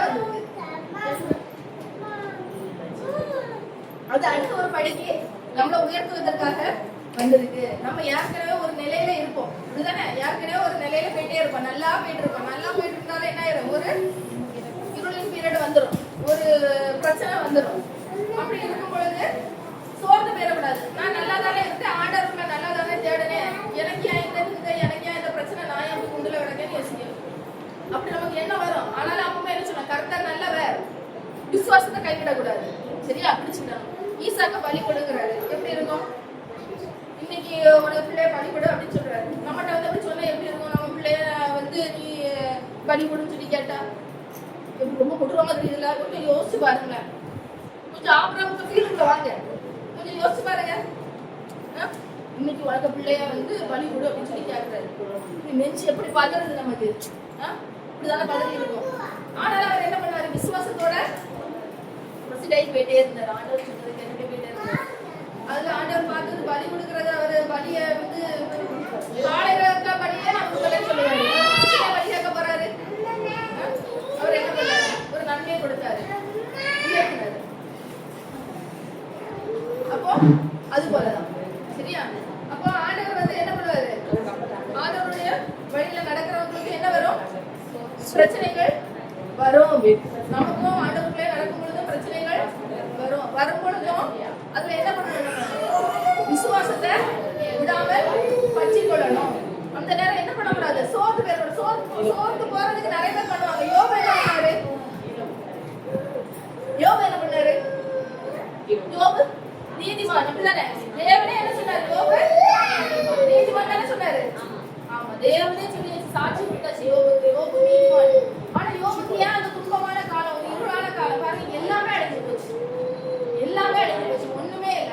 மீது இருக்கிறது யாரு, கொண்டாடி மட்டும்தான் உங்களோட இருக்கா. அந்த கொண்டாடி என்ன பண்ணிட்டு இருக்கா, பூசிட்டு இருக்கா, அப்படிதானே? பூசிட்டு ஜீவனை விட முடியல. அவன் ஒரு இருவுடைய ஒரு ஆளை என்ன பண்ணுது, நண்பர்கள் வராங்க, 3 ஃப்ரெண்ட்ஸ் வராங்க, வந்து ஒரு ஆறுதல் சொல்ற மாதிரி வராங்க. அதுக்கப்புறம் என்ன ஆயிருது, அவங்க உங்களாதான் தப்பு இருக்கும், நீதான் அதை அப்படி பண்ணிருப்பா, நீதான் இப்படி. யாரு, தேவனே சாட்சி கொடுத்த மனுஷன், தேவனே சாட்சி கொடுத்த யோபு. ஆனா அந்த யோபுக்கு நிலைமை என்னாச்சு? அது போல சிலர் நீங்க ஆண்டவருடைய பாதையில அப்படியே போயிட்டு இருக்கும் பொழுது எல்லாரும் கை தட்டி ஒரு பாட்டு பாடுவோமா? என்ன பாட்டு பாடுவோம்? சந்தோஷம் பொங்குதே, சந்தோஷம் பொங்குதே, சந்தோஷம் என்னில் பொங்குதே, அல்லேலூயா இயேசு என்னை ரட்சித்தார், என்றும் என்னை வாழ்த்தினார், சந்தோஷம் என்னில் பொங்குதே. சரியா? இப்ப சந்தோஷம் பொங்கியாச்சா? ஆமா. இப்ப என்னாச்சு, ஆண்டவருடைய பாதையில நீங்க நல்ல பிள்ளைகளா வேதத்தின் வழியில நடந்து செஞ்சு இருக்கும் போதும் பாடுகள் வரும், பிரச்சனைகள் வரும் பொழுது என்ன பண்ணக்கூடாது, சோர்ந்து போயிடக்கூடாது. அந்த பிரச்சனையினாலதான் நான் ஜெபத்துக்கு வரல, இந்த பிரச்சனையினாலதான் நான் எனக்கு வேலையை பண்ணல, ஊழியத்துக்கு வரல அப்படின்னு சொல்லக்கூடாது. சரியா? ஜெபிக்கல, இதனாலதான் நான் ஜெபிக்கல, இதனாலதான் நான் வேதம் வாசிக்கல அப்படின்னு சொல்லாதீங்க. ஏன்னா உங்களால முடிஞ்ச அளவு என்னெல்லாம் வழியில உங்களால வேதம் வாசிக்க முடியுமோ வாசிங்க. பைபிள் வாசிக்கிறது ரொம்ப ரொம்ப முக்கியம். ஏன்னா இந்த வேதமே வெளிச்சம், போதகத்துக்கு ஜீவ வழி. அதனால அந்த ரெண்டுத்துக்கும் புறமுது காட்டிடாதீங்க. சரியா? அதனால எப்படியெல்லாம் உங்களால பைபிள் வாசிக்க முடியுமோ அப்படியெல்லாம் வாசிங்க. அதெல்லாம் எப்படி இருளான காலத்துல ஆண்டவர் என்ன படைச்சாரு? சிறிய சுடரையும் நட்சத்திரங்களையும் படைச்சாரு. அப்படிதானே? அப்ப அந்த இருட்டுக்குள்ள அந்த அந்த நிலவும் அந்த நட்சத்திரங்களும் தான் என்னது? வெளிச்சம் கொடுக்குது. அது உங்களுக்கு என்னவா இருக்கும்? உங்க கையில இருக்கக்கூடிய பைபிளும் உங்களுடைய விண்ணப்ப ஜெபமும் தான் இருக்கும். நீங்க அப்படியே இருந்தீங்கன்னா ஆண்டவர் குறிச்சு பாடும் பொழுது என்ன ஆகும்? இந்த இருள் நீங்கி போயிடும். ஃபுல்லா இருட்டா இருக்கக்கூடிய ஒரு ரூம் வச்சுக்கோங்க. ஃபுல்லா இருட்டா இருக்க ஒரு ரூம். கரண்ட் போயிட்டு உங்க வீட்டுல இன்வெர்டர் இல்ல, இன்வெர்டர் இருக்கே அப்படின்ற கூடாது. இன்வெர்டர் இல்லைன்னு வச்சுக்கோங்க. ஃபுல்லா இருட்டா இருக்கு. ஒரே ஒரு கேண்டில கொளுத்தி வைக்கும் போது முதல்ல உடனே எல்லாம் நமக்கு நல்லா தெரியுமா? இல்ல. ஆனா நேரம் போக போக எப்படி இருக்கும்? எல்லா அந்த வெளிச்சம் ரூம் ஃபுல்லா வந்துடும். எல்லாமே நம்ம கண்ணுக்கு ஃபர்ஸ்ட் வச்சது வேற கேண்டில், இப்போ ரெண்டாவது கேண்டில் வச்சோமா? இல்ல, அதே கேண்டில் தான், சின்ன விளக்கு தான்.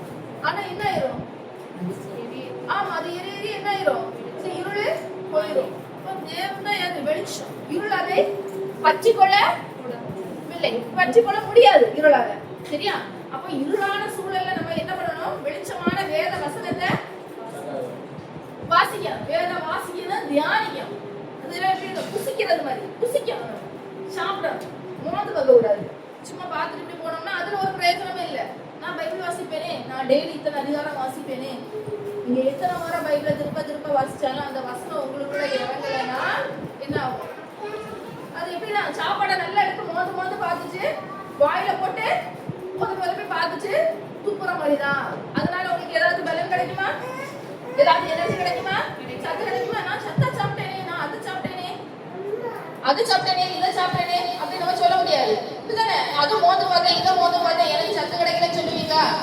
வாய்க்குள்ள போட்டு வெளியில தூக்கிட்டு எனக்கு சத்து கிடைக்கலன்னு சொல்லுவீங்களா? சொல்ல முடியாது. அது போலதான் வேதம் வாசிக்கிறது. அதுக்கு நான் அப்படியே வாசிக்காம விட்டுறாதீங்க. எனக்கு புரியல அதனால நான் வாசிக்கிறேன். அப்படியே பார்த்துட்டே வாசிட்டே இருங்க, கேட்டுட்டே இருங்க. அதுக்கப்புறம் அந்த வசனம் ஆண்டவர் உங்களோட பேசுவாங்க. சரியா? உங்ககிட்ட ஆண்டவர் எந்த ஒரு வசனத்தையும் குறித்து பேசலைன்னா அந்த அதிகாரத்தையே நீங்க திருப்பி ஒருக்க வாசிங்க, திருப்பி ஒருக்க வாசிங்க, திருப்பி வாசிங்க.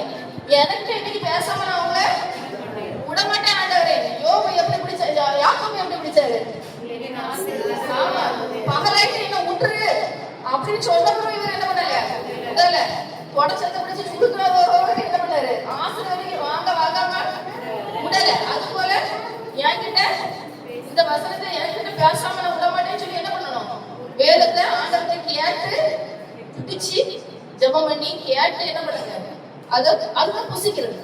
சரி, அதோடைய அர்த்தம் உணர்ந்து நம்ம படிக்கும் பொழுது அதுதான் எனக்கு புசிக்கிறது. அதுதான் நமக்கு என்ன தரும்? வெளிச்சம் தரும். அப்பதான் வெளிச்சம் தரும். சரியா? நிறைய பேர் தலைக்கு மாட்டுல நைட்டு படுக்கும் போது பில்லோ கடையில என்ன வச்சிருப்பாங்க? பைபிள் வச்சிருப்பாங்க. எதுக்கு? நைட்டு கெட்ட கனவு வராது, பேய் பிசாசு வராது. அப்படியா? அது ஆரம்ப காலத்துல உங்க விசுவாசத்தின் துவக்கத்துல இருக்கும். ஆனா அதுக்கப்புறம் பாடுகள்ல விசுவாசத்துல மேல ஏறி கயிறுல மேல ஏறி போனோம்னா என்ன பண்ணணும்? வாசிக்கணும். வாசிச்சுட்டு புசிக்கணும், சாப்பிடணும். அதுதான் வசனத்தை என்ன பண்ணணும்? சாப்பிடணும். சாப்பிட்டு நல்லா சாப்பிடணும், ருசித்து. சரியா? ஒரு வசனம் ஒண்ணு இல்ல, என்ன வசனம்? பாக்கியம். அப்ப கர்த்தர் நல்லவரை எப்படி ருசிச்சு பார்க்கிறது? ஆமா, அந்த வசனங்களை நீங்க ருசித்து பாருங்க. அப்படின்னா அந்த வசனம் உங்களுக்கு மறக்காது. அந்த வசனம் உங்களுக்கு அதிகாரம் என்ன இங்க இப்படி இப்படி அப்படின்லாம் உங்களுக்கு ஞாபகம் இல்லையான்னு நான் சொல்ல மாட்டேன். ஆனா என்ன பண்ண முடியும்? அந்த வசனம் உங்களை எங்க கையை பிடிச்சி தூக்கணுமோ அந்தந்த இடத்துல உங்களை கை பிடிச்சி தூக்கணும். வசனத்தை என்ன பண்ணணும்? புசிக்கணும். யாரெல்லாம் நீ வசனம் வாசிச்சேன்னு சொல்லக்கூடாது. வசனத்தை என்ன பண்ணணும்? புசித்தேன்னு சொல்ற மாதிரி என்ன பண்ணணும்? சாப்பிடணும். சரியா? வசனத்தை நம்ம அப்பதான் நமக்கு என்ன கிடைக்கும்? வசனத்துல இருந்து புதுபலன் கிடைக்கும். நீங்க ஜெபம் பண்ணும்போது பாருங்க, நம்ம ஜெபம் பண்ணுவோம். எப்படி ஜெபம் பண்ணுவோம்? அழகா விண்ணப்பம் ஏறெடுப்போம். அதுதானே? விண்ணப்பம் எழுதி ஏறெடுப்போம். ஆனா அதுக்கு நீங்க வசனத்தை வச்சு ஜெபம் பண்ணும்போது என்னது? அது என்னது? வசனம் என்னது? ஆவிக்குரிய பட்டயம். அதுதானே? ஆமா, ஆவிக்குரிய பட்டயம். அந்த பட்டயத்தை எடுத்து நீங்க ஜெபம் பண்ணணும். ஜெபம் பண்ணும்போது என்ன ஆகும்? பிசாசோட கண்ணிகள் கட்டுகள் எல்லாம் என்ன பண்ணப்படும்? அறுக்கப்படும். அதனால வசனத்தை ஃபர்ஸ்ட் புசிச்சாதான் அது திருப்பி என்ன ஆகும்? வெளியில நம்ம என்ன பண்ண முடியும்? ஜெபம் பண்ணும் பொழுது வெளியில வரும். இல்லன்னா அந்த நேரம் உட்கார்ந்து பைபிள் படிச்சிட்டு இருப்போமா? விண்ணப்பமே அதனால என்ன பண்ணணும்? பைபிள் வசனத்தை வந்து புசிக்க வேண்டும். அப்புறம் நல்லா நம்ம ஜெபிக்க வேண்டும். அப்பதான் நமக்கு இருளின் நேரத்துல என்ன கிடைக்கும்? வெளிச்சம் கிடைக்கும். இது போல ஆண்டவருடைய பிள்ளைகள் வேற யாருக்கெல்லாம் பிரச்சனை வந்துச்சு? தானியேலுக்கு பிரச்சனை வந்துச்சா? தானியேல் என்ன தப்பு பண்ணாரு? ஜெயில போட்டாங்க, சிக்கி போட்டாங்க. முதிச்சது தூக்கி சிக்கி கேப்ல தூக்கி போட்டுட்டாங்க. சிக்கி கேப்பி போன்ற சூழல்ல ஆண்டவருடைய பிள்ளைங்க சில நேரம் போய் விடுவாங்க. அப்படிதானே? தப்பு வைக்க யாருமே கிடையாது. ராஜாவே என்ன பண்ணிட்டாரு? ராஜாவை ஏமாத்தி உனக்கு கையெழுத்து வாங்கிட்டாங்க. அதான் உண்மை. அப்படிதானே? இந்த ராஜாவை ஏமாத்தி கையெழுத்து வாங்கிட்டாங்க. ஆனா இப்போ சிக்கி கேப்ல எடுத்தது தானியேலை யார் விடுவிச்சா? கர்த்தர் வந்து விடுவிச்சாரு. அப்ப அது போல ஒரு இருளான சூழல் தானியேலாக நம்ம இருக்கிறவர்களுக்கு என்ன பண்ணும்? வரும். வந்தாலும் சோர்ந்து போய் நான் என்னத்தை பண்ணி என்னத்தை கண்டேன், நான் எத்தனை நேரம் நான் பிடிச்சேன், இத்தனை நேரம் நான் ஆண்டவரை தொழுதேனே, என்ன கொண்டு போய் சிக்கி கேபில போட்டாங்க, நீ எல்லாம் முடிஞ்சு போச்சு, எல்லாம் முடிந்தது அப்படின்ட்டு பேரக்கூடாது. சரியா? அப்ப என்னாச்சு? ஆண்டவர் வந்து அந்த இருளில இருந்து நம்மள கண்டிப்பா நம்ம எல்லாத்தோட வாழ்க்கையில இன்னைக்கு ஒரு இருள் இருக்கா? ஏதாவது ஒரு பிரச்சனை இருக்கும். நம்மள வந்து யாருமே நான் இங்க எந்த பிரச்சனையும் இல்லாம இருக்கேன், பிரச்சனை என்ன கஷ்டப்படுத்தாம எனக்கு பிரச்சனை ஒண்ணுமே இல்லை, நான் வந்து பிரச்சனையே இல்லாம இருக்கேன் அப்படின்னு யாராவது ஒருத்தர் சொல்ல முடியுமா? நீ சொல்ல முடியுமா? சின்ன பிள்ளை தானே இருக்க. உனக்கு ஒரு பிரச்சனை இருக்கும்ல? ஆமா, எல்லாத்துக்கும் ஒரு பிரச்சனை. மனுஷனுக்கு பிரச்சனை இருக்கா? கேட்கறதுதான் பிரச்சனை நினைக்க போல. சரி, அப்போ எல்லாத்துக்குமே என்னது? ஏதாவது ஒரு பிரச்சனை இருக்கும். சின்ன பிள்ளைகளுக்கும் பிரச்சனை இருக்கும்.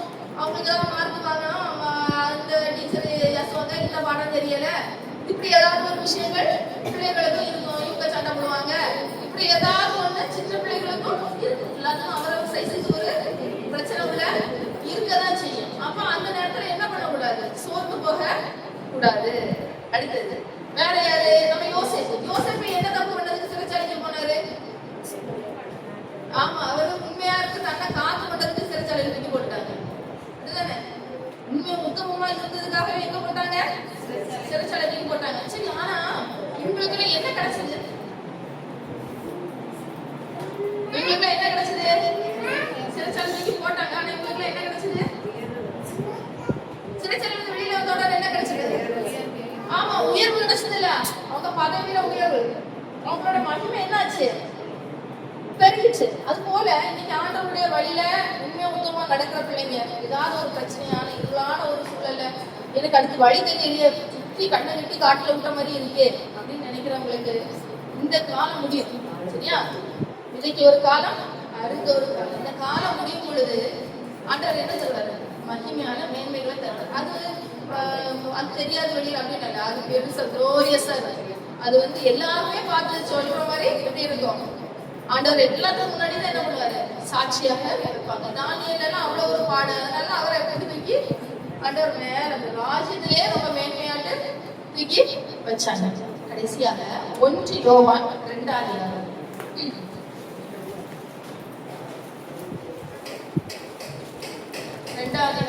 8. மேலும் நான் புதிய கட்டளையை உங்களுக்கு எழுதுகிறேன், இது அவருக்குள்ளும் உங்களுக்குள்ளும் இருக்கிறது. ஏனென்றால் இருள் நீங்கி போகிறது, மெய்யான ஒளி இப்போது பிரகாசிக்கிறது. ஏனென்றால் இருள் நீங்கி போகிறது, மெய்யான ஒளி இப்பொழுது பிரகாசிக்கிறது. இது எதற்கு கொடுக்கப்பட்டிருக்கு? ரட்சிப்பை. சரியா? இயேசு கிறிஸ்து நம்ம வாழ்க்கையில வந்தா என்ன வரும்? வெளிச்சம் வரும். இருள் என்ன பண்ணும்? நீங்கி போகிறோம். அடுத்தது ஒளியிலே இருக்கிறேன் என்று சொல்லி ஒளியிலே இருக்கிறேன் என்று சொல்லியும் தன் சகோதரனை பகைக்கிறவன் இதுவரைக்கும் இருளிலே இருக்கிறான். ஒளியிலே இருக்கிறேன், நான் சரியாதான் இருக்கேன், நான் சரியாதான் இருக்கேன், நான் சரியாதான் இருக்கேன்னு சொல்லிட்டு தன் சகோதரனை, அப்படின்னா உங்க சொந்தமான சகோதர சகோதரிகளை மட்டுமல்ல, உங்களுக்கு ஆவிக்குரிய சகோதர சகோதரிகள் இருக்காங்க. அப்படித்தானே? அடுத்து இன்னும் வேற நமக்கு தெரிந்தவர்கள் எல்லாம் இருக்காங்க. அப்படிதானே? சரிதானே? அப்படி அவங்க கிட்டயே நம்ம முக்கிட்டு தெரிஞ்சோம்னா அவங்க எங்கதான் இருக்காங்க? இருளில தான் இருக்காங்க. சரியா? நம்ம நீதிமானா இருக்கணும், நம்ம ரட்சிப்பை நம்ம காப்பாற்றிடணும். அதுக்குன்னு தப்பு செய்யறவங்க கூட போய் நானும் அது கூட சேர்ந்து அப்படியே போயிருவேன் அப்படின்ட்டு போயிடக்கூடாது. சரியா? அதுல கவனமா இருக்கணும். உங்க ரட்சிப்பை நீங்க காத்துக் கொள்றதுல கவனமா இருக்கணும். உங்க ஆவிக்குரிய வாழ்வு, கர்த்தருக்குள்ள உங்க வாழ்வை காத்துக் கொள்றதுல நீங்க கவனமா இருக்கணும். ஆனா அதே நேரத்துல அடுத்தவங்கள நாங்க ரொம்ப ஆவிக்குரியவங்க, நீங்க எல்லாம் யாரு, நீங்க எல்லாம் ஒண்ணும் இல்ல. விசுவாசத்துல பலவீனம் உள்ளவங்களோட குற்றத்தை நம்ம என்ன செய்யக்கூடாதா, குற்றமா நம்ம அவங்களோட ஐயத்தை, அவங்களோட ஒரு டவுட் இருக்கும், அவங்க மனசுல அது வேற மாதிரி புரிஞ்சு வச்சிருப்பாங்க. இப்ப நம்ம ஒரு ஆவிக்குரிய சபைக்கு வரோம், நமக்கு ஆவிக்குரிய ஒரு புரிதல் நமக்கு இருக்கும். ஆனா வெளியில இருக்கக்கூடிய நம்ம சபைகள்ல இருக்கிறவங்க, நம்ம குடும்பத்தாரில பலருக்கு அந்த புரிதல் இருக்காது. நம்ம ஊழியம் செய்யறோம் சொல்லி நமக்கு வரோம். இப்ப ஆண்டவருக்குள்ள நம்ம அவ்வளவு டீப்பா நம்ம இருக்கோம், டீப்பா இருக்கும். சரியா? அப்படிதானே? ஒளியிலே இருக்கிறேன் நம்ம தான் சொல்றோம். அப்படிதானே? ஆமாங்க இல்லையா? ஆமா. அப்ப நம்ம ஒளியில இருக்கேன்னு சொல்லுறோம். ஆனா நம்ம அவங்களுடைய சில சந்தைகளை வச்சு அவங்கள என்ன பண்ணக்கூடாது, குற்றப்படுத்தி விரட்டி விட்டுறக்கூடாது. நம்ம குற்றப்படுத்துற குற்றத்துல அவங்க என்ன பண்ணிடுவாங்க, உனக்கு ஐயமே வேண்டாம் நம்ம போயிட்டு வரேன்னு போயிடக்கூடாது. சரியா? அந்த விஷயத்துல என்ன பண்ணணும், கவனமா இருக்கும். அதுக்கு அவங்க பண்ண சரின்னு சொல்லி சொல்லுவேன். அவங்களுக்கு சில டவுட் இருக்கும், இது இப்படி தானே. இப்ப சில நேரம் சிலர் சொல்லுவாங்க,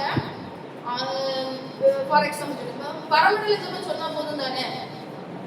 ஏசு கிறிஸ்து என்ன கற்பிச்சிருக்காரு, பரமண்டலிசம் தானே கற்பிச்சிருக்காரு. எதுக்கு கடந்து சும்மா மணிக்கூர் கடகரா கிடக்கிறது, ப்ரேயர் பண்ணிட்டு கிடைக்க. இப்ப அவங்க என்ன சொல்லலாம், அவங்களுக்கு என்ன சொல்லணும், இப்படி சிலர் சொல்லுவாங்க. அப்ப இதெல்லாம் அவங்களுக்கு உள்ள ஒரு சின்ன சந்தேகங்கள், அவங்களுக்குள்ள ஒரு சந்தேகங்கள். இப்ப நம்ம அவங்க குற்றவாளி அப்படின்னு சொல்லி என்ன பண்ணக்கூடாது, பழி சொல்லி அதை சொல்றதோ இப்படி அவங்கள இன்சல்ட் பண்றதோ நம்ம பண்ணக்கூடாது. அவங்களுக்கு நம்ம சொல்லி கொடுக்கணும். சரியா? நம்ம ஒரு மனுஷனுக்கு சொன்னாரா, இதுக்கு முன்னாடி சொல்லி இருக்கிறேன், ஒரு மனுஷனுக்கு சொன்னாரா, நான் இயேசு தேவன் என்னுடைய அப்பா, அப்ப என் அப்பாவுக்கு எனக்கு வேண்டியது என்னன்னு தெரியும். அப்ப நான் ஒருத்தர் கேட்டா போதுமே, அவர் அதை தந்துருவார் தானே, அப்ப அவங்க தர வேண்டியதானே அப்படின்னு. இப்போ நம்ம அதாவது கொஞ்சமா ஜெபம் பண்ணா போதும் தானே அப்படிங்கிறது. கொஞ்சமா ஜெபம் பண்ணுங்க, நிறைய ஜெபம் பண்ணுங்க, உள் மனசுல இருந்து ஜெபம் பண்ணுங்க. அது ஒண்ணு. இன்னொன்னு, நமக்கு ஒரு பிள்ளை இருக்குன்னு வச்சுக்கோ, நம்ம பிள்ளைங்க இருக்காங்கல்ல, நம்மகிட்ட வெறுமனே தேவை மட்டும் பேசிட்டு போனா எப்படி இருக்கும் உங்களுக்கு? அப்படிதானே? நல்லா இருக்குமா? இருக்காது. அப்படிதானே? நமக்கு சின்ன பிள்ளைங்க ஒரு ஸ்டேஜ் வரைக்கும் 10-12 வயசு வரைக்கும் சும்மா வாயில தான் போட மாட்டாங்க, ஏதாவது பேசிட்டே இருப்பாங்க. அப்படிதானே? கேட்கதான் இன்னும் 2 காதும் வைக்க மாட்டோம். ஆனா அதுக்கப்புறம் ஒரு ஸ்டேஜுக்கு அப்புறம் என்ன ஆயிடும், பிள்ளைங்க அமைதியாயிருவாங்க. ஒரு கட்டத்துக்கு மேல அவங்க பேச மாட்டாங்களா, கொஞ்சம் வயசானவங்களுக்கு தெரியும். ஒரு 50 வயது உள்ளவங்களுக்கு எல்லாம் பிள்ளைங்க பேசணும்னு தோணும். அப்படிதானே? கொஞ்சம் வயசானவங்களுக்கு கல்யாணம் முடிச்சதுக்கு அப்புறம் பிள்ளைங்க போனதுக்கு அப்புறம் நம்ம பிள்ளை நம்மகிட்ட பேசல, பையன் பேசணும், பொண்ணு பேசணும், பொம்பளை பிள்ளைகள் பேசணும், பையன் பேர் பேசுறது கொஞ்சம் ஆமா. அப்போ அப்புறம் தோணுது இல்லையா? அப்ப அதை போலதானே நம்மளுடைய தேவனும் பேசுறத அவரு விரும்புவார் தானே. அப்ப இந்த மாதிரிப்பட்டதான் நம்ம அவங்களுக்கு இப்படி நம்ம ஏதாவது சொல்லும் பொழுது என்ன ஆயிரும், அவங்களுக்கு புரியும். நம்ம மற்றபடி வேற ஏதாவது இல்ல, நம்ம சின்ன பிள்ளைல இருக்கும் போதுல ஒரு வார்த்தை பேச, உங்க பிள்ளை ஒரே வார்த்தையை மட்டும் பேச, சொன்ன ஒரு 5 வார்த்தை மட்டும் பேசிட்டு இருந்து நம்ம சந்தோஷப்படுவோமா? காலம் போக உள்ள வளர நம்ம என்ன நினைப்போம், இன்னும் நல்லா பேசணும்னு நினைப்போம். அப்படிதானே? இன்னும் சில பேர் நல்ல பேச்சு பிடிக்கி பேசுற மாதிரி பேசணும் நம்ம நினைப்போம் தானே. பேச்சு பிடிச்சி சேர்த்து விட்டா அப்படிதானே, அப்படிதானே நினைப்பாங்க. நல்லா பேச்சு பிடி பேசுறோம். அப்ப என்னது, அப்போ நம்ம எப்படி இருக்கணும், ஆண்டவர்கிட்ட போதும் இருப்பாங்களா, பேசினா போதும், இவ்வளவு பேசினா போதும். இப்ப நான் பேசுறேன், ஒரு 5 வார்த்தை மட்டும் பேசிட்டு இப்படி முன்னே எனக்கு யாரு என்ன கேட்டாலும் நான் பேசுறேன். ஆனா எனக்கு வேண்டியது ஆண்டவர் தருவாரு வைப்பாருன்னு சொல்லிட்டு அப்படி முன்னே இப்படி உட்காந்துட்டே இருக்கு. நல்லா இருக்குமா? நல்லா இருக்காது இல்லையா? அப்ப அது போலதான் இப்ப நம்ம பேசணும்னு நினைக்கிறோம். நம்ம வாயில இருந்து வார்த்தை வரும், ஆசீர்வாதம் போதும், எனக்கு இவ்வளவு ஆசீர்வாதம் போதும் அப்படி சொல்லிட்டு இருப்போமா? 2 கை நிறைய காசு வாங்க நான் வச்சுக்கிறேன், அது போதும் அப்படி சொல்லிட்டு இருப்பீங்களா? அந்த 2 கையும் என்ன ஆயிரும், அதுக்கு பிறகு அடுத்து ஒரு சில செலவுல ஆயிரும். அதுக்கப்புறம் திருப்பி எனக்கு இன்னும் வேணும்னு சொல்லி கேட்போம். அப்படிதானே? முதல்ல கையில வேணும்னு கேட்போம், அடுத்தது பர்ஸ்ல வேணும்னு கேட்போம், அதுக்கு பிறகு பெட்டில வேணும், கூட வேணும். ஆனா தேவைகள் இருக்கு இல்லையா, அப்புறம் என்ன பண்ணாத கேட்கதான் செய்யலாம். அப்ப அது போல ஆண்டவர் இடத்துல பேசும் பொழுது அது மட்டும் ஏன் நம்ம ஜெபத்தை மட்டும் ஏன் குறைக்கணும்? இதுதானே? அந்த ஜெபத்துல நம்ம குறைவே வைக்க கூடாது. நீங்க எல்லாம் ஒரு ஜெப டைமிங் வச்சு ஜெபம் பண்ணிருப்பீங்க. ஒரு காலம் இவ்வளவு நாள் வச்சு இவ்வளவு நேரம் நான் ஜெபம் பண்ணுவேன் அப்படின்னு ஏதாவது சொல்லி ஒரு பீரியட்ல நீங்க ஜெபம் பண்ணிட்டு இருப்பீங்க. அதுல எங்கெங்க இடத்துல நீங்க யாராவது குறைவுபட்டு இருந்தீங்கன்னா அதை சரி பண்ணுங்க. சரியா? அதனால என்ன பண்ணணும், நம்ம ஒரு இவ்வளவு ஜெபம் பண்ணுவேன், பைபிள் இவ்வளவு வாசிப்பேன், இப்படிலாம் நீங்க ஒரு பிளான் பண்ணி ஆதியில ஒரு தீர்மானம் எடுத்திருப்பீங்க. அந்த தீர்மானத்துல இருந்து யார் யார் குறைவுபட்டிருக்கீங்களோ அவங்க எல்லாம் இன்னையில இருந்து இதுக்கு அப்புறம் என்ன பண்ணணும்? அதுல எல்லாம் அது சரி பண்ண பாருங்க. அந்த குறைவை சரி பண்ண பாருங்க. ஆண்டவருடைய கிறிஸ்தவ வாழ்க்கையை நம்ம என்னதான் பண்ணணும்? மேல மேல வளரதான் செய்யணும். கீழே கீழே போனோம்னா நல்லா இருக்காது. ரூம்ல ஒவ்வொரு லைட்டா ஆஃப் பண்ற மாதிரி ஆயிரும். ஒவ்வொரு லைட்டா ஆஃப் பண்ற மாதிரி ஆயிரும். ஒவ்வொரு ரூமுக்கும் ஒவ்வொரு விதமான லைட் தேவைப்படும். இந்த ரூமுக்கு இவ்வளவு வெளிச்சம் தேவைப்படும். அதே இப்போ ஒரு கல்யாண வீடுன்னு வச்சுக்கோங்க, அங்க எவ்வளவு லைட் தேவைப்படும்? ஆமா, அப்ப எது கிராண்டா இருக்கு? கல்யாண வீடு நல்லா கிராண்டா இருக்கா? பெரிய மால் எல்லாம் எப்படி இருக்கும்? இன்னும் நல்லா கிராண்டா இருக்கா? இப்ப கர்த்தருக்குள்ள மாளிகைகளா எழுப்பப்படணும்னா அங்க வெளிச்சம் வேணுமா? எவ்வளவு வெளிச்சம் வேணும்? நிறைய வெளிச்சம் வேணும். நிறைய வெளிச்சம் வேணும். அந்த விளக்கை ஏற்றுறது யாரு? தேவன். அவர் தான் விளக்கை ஏற்றுவார். ஆனா அதுக்கு நம்ம என்ன கொடுக்கணும்? இடம் கொடுக்கிறவர்களா இருக்கணும். அவர் நம்மள கிரியை செய்யறதுக்கு நம்ம எப்படி இருக்கணும்? இடம் கொடுக்கிறவர்களாய் இருக்கணும். சரியா? தன் சகோதரன் இடத்தில் அன்பு கூறுகிறவர் ஒளியிலே நிலை கொண்டிருக்கிறார். அவனிடத்தில் இடர்கள் ஒன்றுமில்லை. தன் சகோதரனை பயக்கிறவன் இருளில் இருந்து இருளில் நடக்கிறான். இருளானது அவன் கண்களை குருடாக்கினபடினால் நான் போகும் இடம் என்னதென்று அறியாதிருக்கிறான். அவன் இருளிலே இருக்கிறான். சரியா? படைக்கிறவன் எப்படி இருக்கானா? இருளிலே இருக்கிறானா? அவன் கண்ணு குருடாயிட்டு அதனால அவன் எங்க போறாங்கிறதே அவனுக்கு என்ன தெரியாது? தெரியாது. கண்ணை மூடிட்டு அப்படியே அந்த ரூம்ல அப்படியே நடந்து போறோம். கொஞ்சம் தூரம் வேணா தெரியும், நம்ம இப்படிதான் போறோம், இந்த வழியா தான் போறோம். ஆனா ஒரு கட்டத்துக்கு மேல அப்படியே ஒரு அரை மணி நேரம் கண்ணனால இருக்க கட்டி நடந்துட்டே தெரியும்னா எங்க இப்போ நம்ம தெரியுமா? வாசல்னு சொல்லி இங்க வந்து நின்றுட்டு இருக்கோம். அப்படிதானே? எங்கேயோ போய் நின்றுட்டு வச்சவங்ககிட்ட போய் நின்றுட்டு இருக்கோம். அப்ப அது போலதான் அவங்களுக்கு வந்து தெரியாது. ஏன்னா அந்த பகை உணர்வு உள்ள இருந்து என்ன பண்ணிடும்? கண்களை குருடாக்கிடும். வெளிச்சத்தை எரிய விடாது. சரி, அதனால என்னது? நம்ம எல்லாரும் என்ன பண்ணோம்? வெளிச்சத்து பிள்ளைகளா இருக்கணும். நம்மள்ட்ட இருக்கக்கூடிய பாவங்களை என்ன பண்ணணும்? அறிக்கையிட்டு விட்டு விடணும். ஆமா, வெளியில வந்துடணும். பாவத்தை விட்டு வெளியே வந்துடும். கர்த்தரிடத்துல கேட்டு ரட்சிப்பை பெற்றுக்கொள்ளணும். ரட்சிப்பை வந்து விட்டுறக்கூடாது. இப்போ நீங்க கிறிஸ்தவ பிள்ளைகளா இருந்து உங்களுக்குள்ள பிரச்சனைகள் இருந்தான ஒரு பாதையில இருந்தாலும் கர்த்தரிடத்தில் விசுவாசமா இருங்க. எல்லாரும் ஜெபம் பண்ணுவோமா? ஸ்தோத்திரம் அப்பா, இந்த அருமையான விடைக்காக நன்றிப்பா. கர்த்தர் தந்த வசனத்துக்காக வார்த்தைக்காக நன்றி ராஜா. ஆமேனப்பா. இருளில் இருக்கிற ஜனங்களுக்கு கர்த்தர் வெளிச்சமாய் வந்து இருக்கிறப்பா. ஆமாப்பா, இருளில் இருக்கிற எங்களுக்கும் உங்களோட வார்த்தை நீங்க வெளிச்சத்தை தந்திருக்கேசப்பா. இந்த வெளிச்சத்தை நாங்கள் உறுதியாய் பற்றி கொண்டு அப்பா அந்த ரட்சிப்புல நாங்கள் நிலைத்திருக்கும்படியாக கர்த்தர் எங்களுக்கு கிருபை செய்தருளும் அப்பா. இந்த உள்ளத்துல இருக்கக்கூடிய எல்லா இருளின் கிரியைகளை கர்த்தர் மாற்றி ஆமேனப்பா எங்க ஒவ்வொருத்தருக்கும் தெரியும் எங்க உள்ளத்துல என்ன இருள் இருக்கு, என்ன பாவ இருள் இருக்குங்கிறது எங்களுக்கு தெரியும். எந்த இடத்துல நாங்க குணப்படாம இருக்கோம்னு எங்களுக்கு தெரியும். இல்ல நாங்க எந்தெந்த பிரச்சனைகள்ல இருக்கிறோங்கிறது கர்த்தருக்கு தெரியும் அப்பா. ஆமாப்பா, எந்தெந்த பிரச்சனைகள் அப்ப என்னென்ன பிரச்சனைகள் உங்ககிட்ட இருக்குதோ, என்னென்ன பாவத்துல நீங்க சிக்கிருக்கீங்களோ எல்லாம் உங்களுக்கு தெரியும். உங்களோட சூழல் என்ன தெரியும், உங்க வாழ்க்கையோட பாடம் என்னன்னு உங்களுக்கு தெரியும். எல்லாரும் இப்ப அந்த பாடம் கர்த்தரிடத்துல ஒப்புக்கொடுத்து அப்பா இந்த இருளில இருந்து எனக்கு வெளிச்சம் வேணும், நீங்க என் உள்ளத்துல வாங்க ஏசப்பா. என் உள்ளத்துல வந்து உங்க வெளிச்சத்தை தந்து ஏசப்பா தேவனே என் விளக்கே என் தேவனாகிய கர்த்தர் என் இருளை வெளிச்சமாக்குவார் என்று வசனம் சொல்லியிருக்கப்பா. அது போல எங்க வாழ்க்கையை கர்த்தர் வெளிச்சமாக்குங்கப்பா. நாங்க ஒரு வெளிச்சமான வாழை வாழ்ந்து வெளிச்சத்தை கொடுக்கத்தக்கவர்களாக ஆமாப்பா இந்த உலகத்திற்கு நாங்க ஒளியா இருக்கும்படியாக அந்த உலகத்துல இருக்கிற இத்தனான ஜனங்களுக்கு வெளிச்சத்தை கொடுக்கும் பிள்ளைகளாக கர்த்தர் எங்க ஒவ்வொருவரையும் பலப்படுத்துகிறாங்க சுவாமி. வல்ல கர்த்தர் எங்க ஒவ்வொருவரும் ஒப்பு கொடுக்கிறோம் அப்பா. கேட்டுக்கொண்ட இந்த ஒவ்வொரு வார்த்தையும் எங்களிடத்துல கிரியை செய்யும்படி ஆமாப்பா 100 மடங்கு பலன் தரும்படி கர்த்தர் எங்களிடத்துல அப்பா பலப்படுத்துங்கப்பா. அந்த வசனத்தை பலப்படுத்துங்கப்பா. அப்பா அந்த வசனத்தை நாங்க உண்மையாக புசித்து இதில் நாங்க புதுபலன் அடைய கர்த்தருடைய கிருபை ஒவ்வொருவரையும் கர்த்தர் தன்னுடைய கிருபையை நான் பலப்படுத்தி பாதுகாத்து மீட்பரை